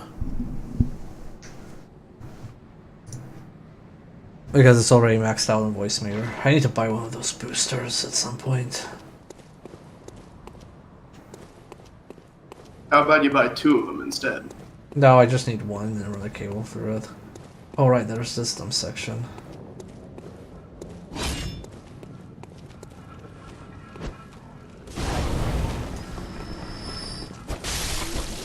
Poor Duke. That dog was so good. I didn't. Didn't know worth it. It's not his fault he was trained to be a piece of shit. There are such things as bad dogs. Lies and slander. That's just one big dog, don't you think? Ah yes, Big Dog, also known as 3 Dog. Also known as Clifford. Also, 3 Dog is Cerberus. I don't know what you're talking about. No, 3 Dog is my favorite DJ. What is wrong with you? I mean, he was the only tolerable thing about Fallout 3. Buddy, I'm gonna tell you not anymore. If you were to go back and listen to him, you might not agree. I mean, I still would. I still would because Fallout 3 is kind of not good. I mean, He's still the best thing about Fallout 3, but that's not exactly saying a lot. Exactly. Yeah. That's what I'm saying. My brain is broken, and I decided to buy and reinstall and get running Fallout 3 on Windows 10 the other week, or the other month, and I just dropped it after like 2 hours because holy shit, it's real bad. Fallout 3 insane bad. Yep. I went into it with a fairly open mind, but I also played like Fallout 2 a ridiculous amount. So when I played 3, I was just like so angry about everything. I mean, I enjoyed it when I was younger, but I was also still super into Bethesda stuff. Bethesda does one thing very well, and they captured kind of a market, like a moment in gaming history, with Oblivion and Fallout 3, and the games were like incredibly small. Games did not have a lot of playtime on them around that time. There was no like open world. Unless they're like a JRPG with over 100 hours, yeah. Unless they're a JRPG with over 100 hours, there was nothing you could get with like a lot of meat. Well, not a lot of meat on it, but just like a lot of things to do that you could just load up, futz around in, and then just turn off. That wasn't really story driven. That was gameplay driven. There was just a lot of gameplay to be had, and they did that, and they struck gold with Oblivion. I'm not gonna lie, it was very good for the time. It was kind of a dearth of PC games at the time. Yeah, it's my favorite NPC. And then Fallout 3 came a bit later, but it was still in that era, and it was good. And then actually going back on it when we've grown up and we know that games could be so much better, they're trash. Yeah, I was with Syke as he did a run of 3, and oh my god, I forgot how miserable that game was. It's literally a theme park. That's exactly what it was designed to be. It turns out it was a bad theme park. The writing is really bad. Like, it's weird because like Oblivion's writing, a lot of their side quests and stuff was actually pretty charming. Beast hunting but is a sacred practice. even if the main quest fucking blew chunks. Good blood guide your way. But it's just, oh my god. And 3 Dog I found to be insufferable. As you know, Morrowind was good, but it didn't get big for the same reason that a lot of well, I'm a simple really hunter, big quite games at the unfamiliar time with the back ins then and didn't outs get of the big in that institution. it was incredibly obtuse, and the average person could not parse anything. Yeah, in the main yeah, I cathedral. tried to go play it, but I'm And like, the councillors of there's the so old much church modern shit that I'm reside so in the used high to. This is stratum just, of the I can't do cathedral this. ward. I love It's like- Morrowind. I played the crap out of it. And the church is willing. I love Morrowind, but it is 100% aged, Like especially I said, mechanically in some normal places. people don't get into Place it. of learning. Yeah. And the tomb of the gods carved out below I played Yharnam Morrowind like should be familiar 1.0, to which every didn't even hunter. have health bars. Well, once a That group wasn't a of patch. Bergenworth Yeah, the scholars health bars were in a Are you patch. kidding? Yeah, so, well, the enemy health bars, so you couldn't know how good you were doing when you were fighting and the something. establishment That was of patch blood 10. healing. Yep. In this sense, everything sacred in Let me tell Yharnam It's you, why I I'm- was so traced confused back to playing Bergenworth. Morrowind Classic on my Xbox as a kid, College and then lies playing deep through within the a tangled wood, updated abandoned version and with the 2 decrepit. expansions. And furthermore, the healing church two? has declared Yeah, it was 2 Bergenworth expansions. Yeah. forbidden Tribunal ground. and... It's Tribunal not expansion, how which, many of if its you install scholars too will early in the realize, game, completely fucks but you up. only they know the password that allows passage through the gate. Look, the best part about Tribunal is it's an easy source of How money. did you fare? May the good If you're high enough level, like if you just start playing, you cannot kill those assassins. Like, They will ambush you in the cave with the slaves, and you will die in the first 5 minutes. yeah, it is like so hard to kill them if you're not like a fully combat-oriented starter character. Also, have I gotten... No, I have not gotten... Oh, I did get some blood too. This thing about Morrowind that I did like Okay, that. we can buy the thing. The beast races actually had their own thing, like they had a janky walk cycle, which was hilarious, and they couldn't wear shoes. Do you know Fucking why? heathens. Do you know why? Their feet were so big. No, they weren't originally planned to be playable. They were just meant to be slave races that you like interact with and like rescue, but they were not meant to be playable because whatever reason. And then people threw a shit fit in the forums and said like, no, we want like Regina Gordon's playable. So in the last minute, well, not last minute in the development cycle, they made them playable, but because they were so janky and not meant to do that, they couldn't wear boots and they couldn't, or shoes, and they couldn't wear full helmets. I thought it was just because of the. Nope. Nope. I mean, That's just what they want you to believe. yeah, they want you to believe that, but it was because of that. Which I mean, also that makes just- them mechanically worse, because they can't wear the blue boots of blinding speed. Yeah, but the furries don't care. They just want to play a lizard or a cat. Well, I they mean, don't that really makes- want to play as the That cat. makes them good for like being like a monk character, which unarmored is actually a pretty good stat. Oh wait, wrong one. Like unarmored and like unarmed were both decent skills. God, like Morrowind had so many ridiculous skills. Like you even had like a spear skill, and you had like Yeah, 3 categories of had- armor and so much stuff. No, it had 4 categories in armor: no armor, light armor, medium armor, and heavy. Well, let me just faster if I run. Look, I just loved wearing robes over all my fucking armor. It's interesting, like how It's called a much tavern torment. how much of Morrowind is actually in Elder Scrolls Online, because a lot of like the old way skills are categorized are more closer to like Morrowind and Skyrim. Like in terms of like armor Oh. categories and like item categories and such.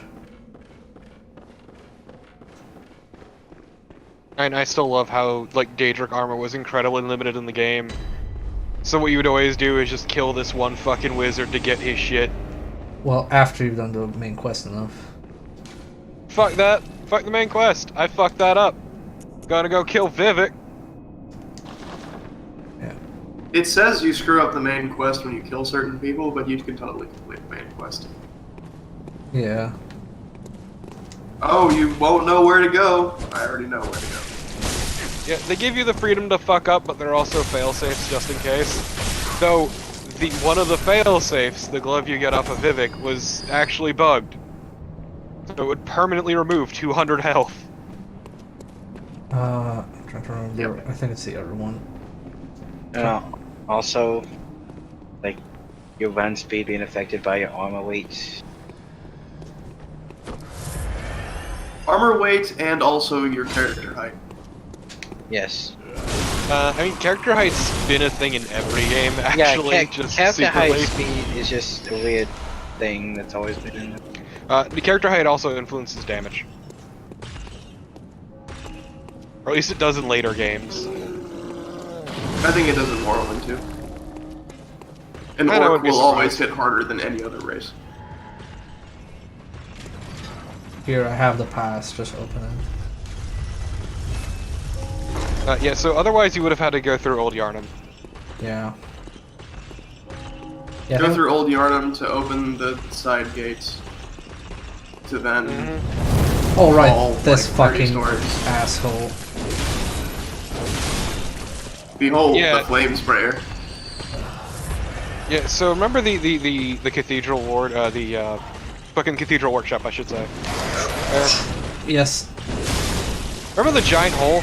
Yes, I remember Giant Hole. That is the path you would take to get to the other side of that gate if you didn't want to use the emblem. Yeah, I'm trying to remember how that door opens again because it's been a while. By completing Old Yarnum. Oh, you have to complete Orion for that. Particularly just killing the Bloodstar beast. Okay. It mysteriously opens after that. Isn't that also where you get Ludwig's Scully Blade? Or So we get the badge to buy it. Yeah. So I might have to do that anyway. I hate Orion so much. You and everyone else. If you know where to jump and get it done in like 30 seconds, it's not too terrible. You. I mean, if you don't play the game at all, it's great. Well, an outsider who's come to join the Just refuse to engage with any of the systems. You what? What, you think I'm a beast? Well, maybe I think you're a beast. I love this guy. Step away from our castle.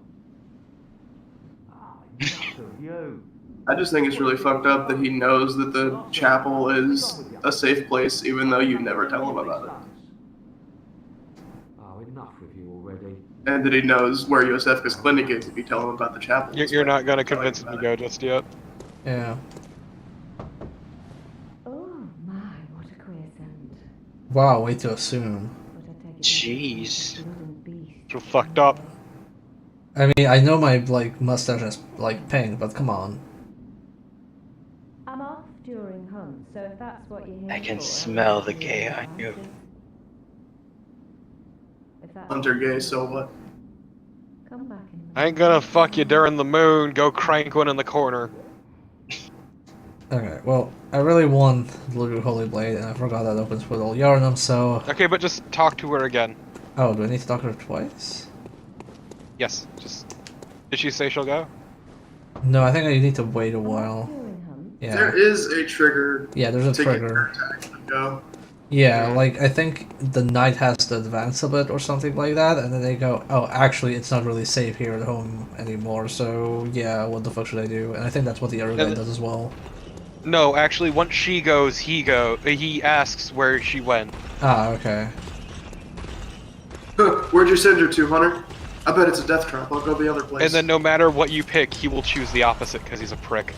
Yeah, which is why I went to Sepka's clinic, because if you want to send everybody to the chapel, you actually have to go to her clinic as well. He is the platonic ideal of a contrarian. Look, I Even know, the it's advice great. he gives you is completely wrong. Every piece of advice he gives you just has details inverted. It's really good. Well, doesn't he, like, if you talk to him, he actually hints at some characters and their motivations in the chapel? He hints their motivations, but is wrong. Oh, okay. Like it's like usually He like says the opposite of the truth every time. Ah, Yeah. okay. Get lower, but in with us. Lore and tips. Oh, thank you for the sub, Kale, on 7 months in a row. Wow, that's more than half a year.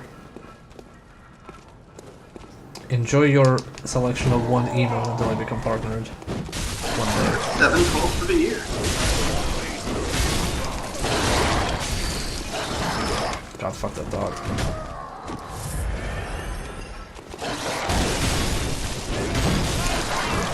Oh my. I hate dogs so much in Souls games. Yeah, I was just saying, it's real fucked up, man. I don't know if we can be friends anymore. No, in Souls games. Okay, good. I just love my dog. He teleports everywhere. Okay. Time to play the most annoying area in this fucking game. And Do you like poison? I like poison. I mean, you can bum rush most of it if you know where to fall. It's been enough of a while that I don't really. Oh shit, I forgot you were here too. I could tell you a good spot to fall. It's fine. But you have to do it fast. It's fine, don't worry about it. We'll figure it out. Well, you don't really have to do it fast.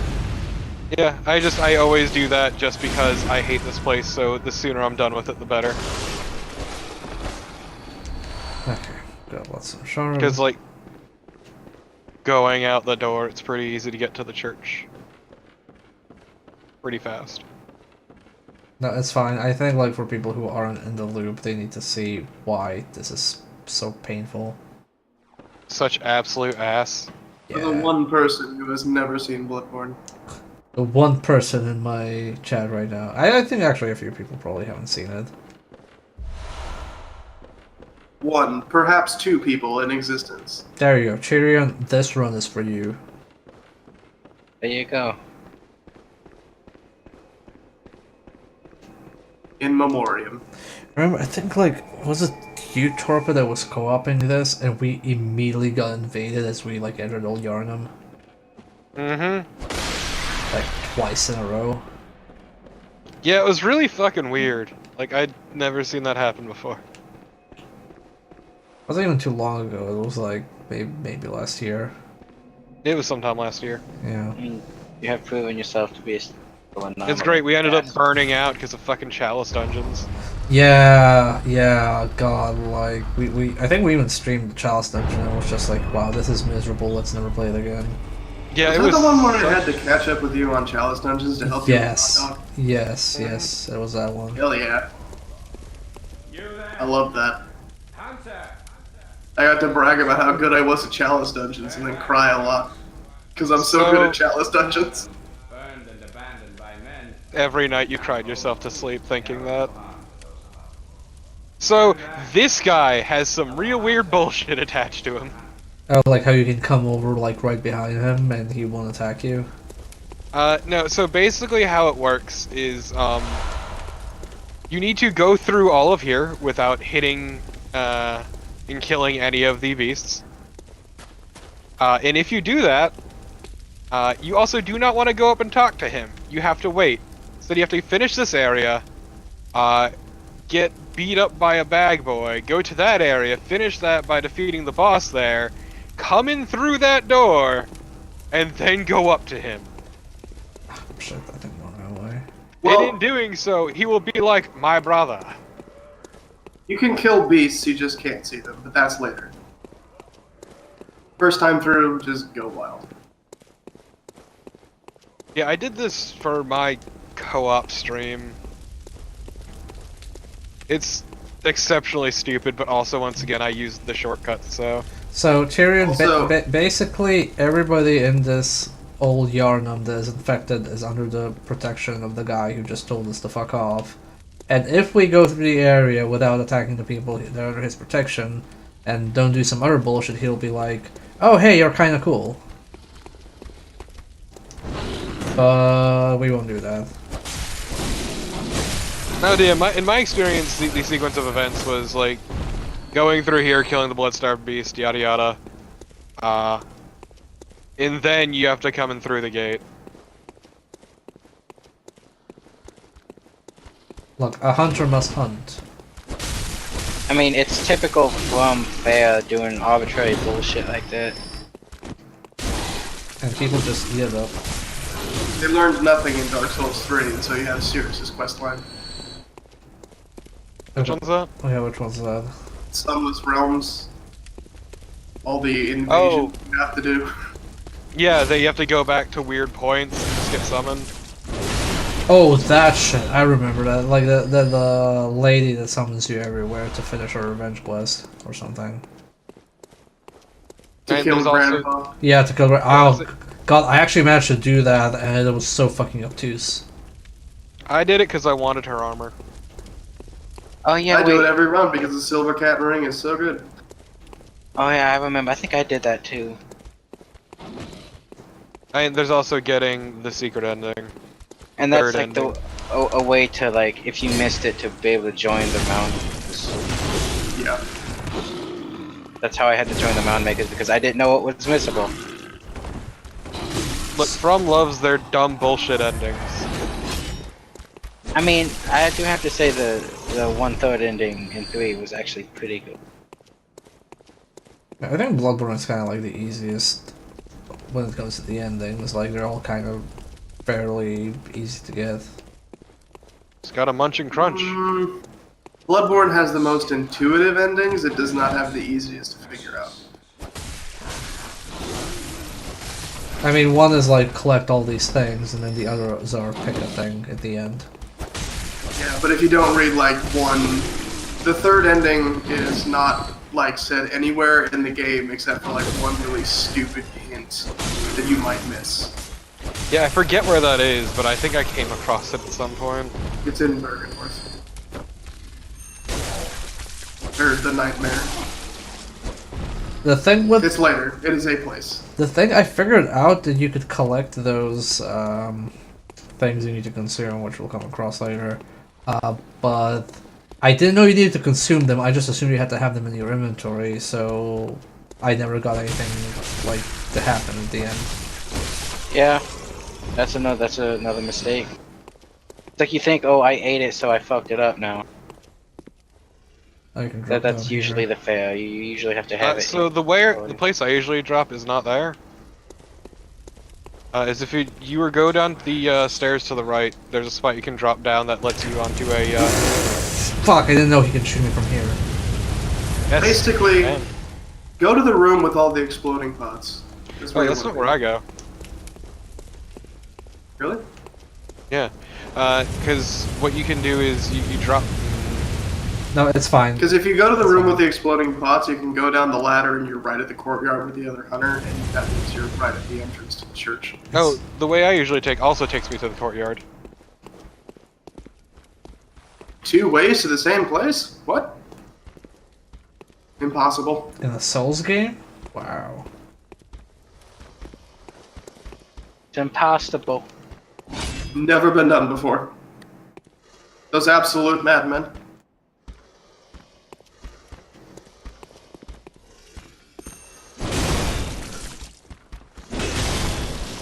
I love the Kirk Hammer overhead.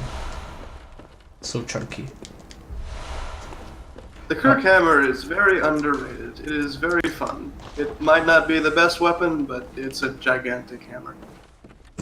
You are beating things to death with a I like that phrase. It might not be the best weapon, but it's a gigantic hammer. Like, yeah, I agree. That's the only argument you really need. What better feeling is there than bludgeoning someone to death with their own tombstone? I mean, I just appreciate that they polished this hunk of rock. I'm glad he killed the person he was sworn to protect. Means to an end, Bear. Means to an end. He cares deeply, but not that deeply. He cares enough. See. Okay. Morality for not for me. Yeah, I'm trying to do this without like running next to the fucking pots. You can just roll through the pots. Yeah, I know. I just don't want to be rolling into them while he is shooting at them. But yeah, right where those pots are, there's a ladder down in the courtyard.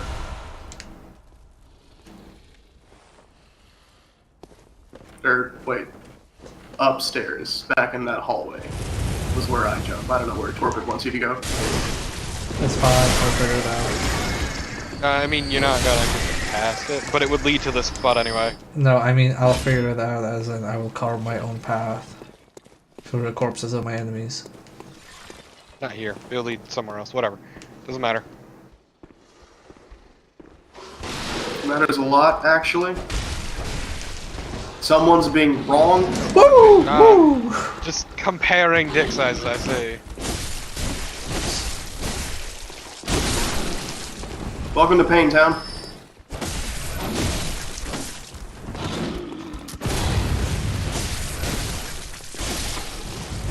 Grab out of that ambush.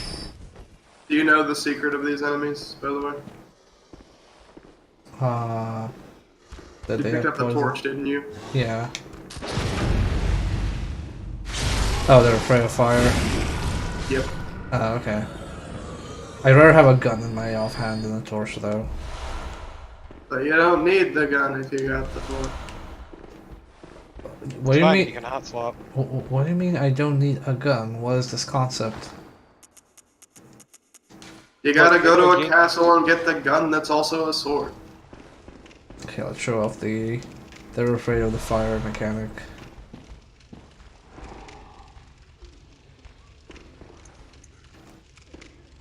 Just gonna throw a pebble at them. Come over here. That's why I throw a pebble. It's not really a pebble, that's more of a rock. You're more of a rock. Yeah, they're terrified of fire, and while they will still attack you, they don't do it as often if you have a torch out. Ah, easy mode. Oh, the mechanic, they bought this mechanic from Dark Souls 2. Oh, Dark shit! Souls 2 was the opposite. He can still shoot me. There were some places there where they would only attack you if you had a torch. Really? I don't know, there's some that were afraid you had a torch, afraid of fire. Yeah, there's that one specific enemy, but there's another place, like, later in the game, the Undead Crypt, where if you bring a torch in there, one of the merchants will aggro on Oh no, you and yeah. kill you. I mean, the guy tells you, hey, put out that light. It's like, But he's not my dad. You can tell me what to do. but he's a good merchant, and you can summon him later. You can get his sword, and it's the biggest sword in the Souls series. Like, by dimensions. Bigger than even Fume Knights. Wow, that's really big. Dark Souls 2 is good, actually. It is. Yes. I rate it higher than some Souls games.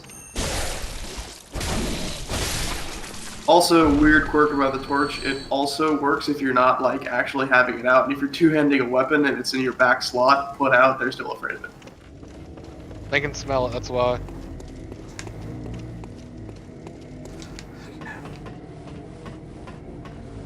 I don't really want to fight that hunter while being shot at. You don't have to fight the other hunter. You're past him. He's gone. No, I know I'm past him. It's more like I could go and fight him over there, but then this guy would be shooting at me. Come on, that makes it more fun. Trying to dodge bullets. No, that makes it legit. Make it a John Woo movie. I just make it legit. This way, it's the cheesy way. That hunter was meant to be fought while this guy keeps shooting at me, and now I'm like not playing as the game designers intended. Dang, you're right. It's almost like they made different scenarios.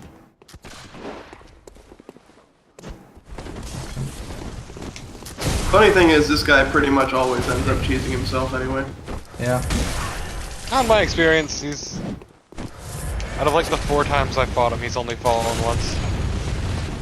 He does it every time for me. I guess you're just cursed. I mean, I thought that was an established fact. I mean, he is a Wow. statistical anomaly. He has the best weapon in the game. Can I not like parry him? And you probably I just not love doing it. this stupid weapon, it's a lot of fun. The Oh, stake no. driver has really weird parry windows. Stick Driver has really weird shit in general. It's just a wonky ass weapon. Wow. I think he's gonna kill me. One thing I am kind of disappointed though, Jura will never charge the art transforms R2. Yeah, which is a shame. I I should Damn think it. you still have dreams. Well, What a next time dick. you dream, give some thought. Maybe you should just leave him alone. But now I need to get back my blood echoes, and it becomes this repeating cycle of death. The endless cycle of violence and revenge. I mean, maybe you should take a break for now. Maybe. Maybe we should wrap it up because it's been 3 hours and 20 minutes. Yes. It's also been a That's how we Friday. start. Yeah. It's also been a Friday, so I kind of want to wrap this up. I don't know, is this good progress for 3 hours? Yeah, pretty good progress. Okay.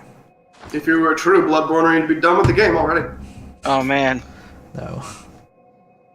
I'd rather not. Sorry, Umbra, I am not the best person to talk about builds. I just play, like, what lets me wield big weapons. Anyway, that's it for tonight. Thank you all for watching. Sunday we will be doing the last Ninja Gaiden stream with the Retro Pals, taking a look at Ninja Gaiden Sigma. So tune in for that, and then Bloodborne will continue on Monday. I'm probably gonna focus on this and try and get through it like within the next month. Anyway, that's all for tonight. I will host somebody. Thank you all for watching. Have a good weekend. Catch you later. Bye. It Goodbye.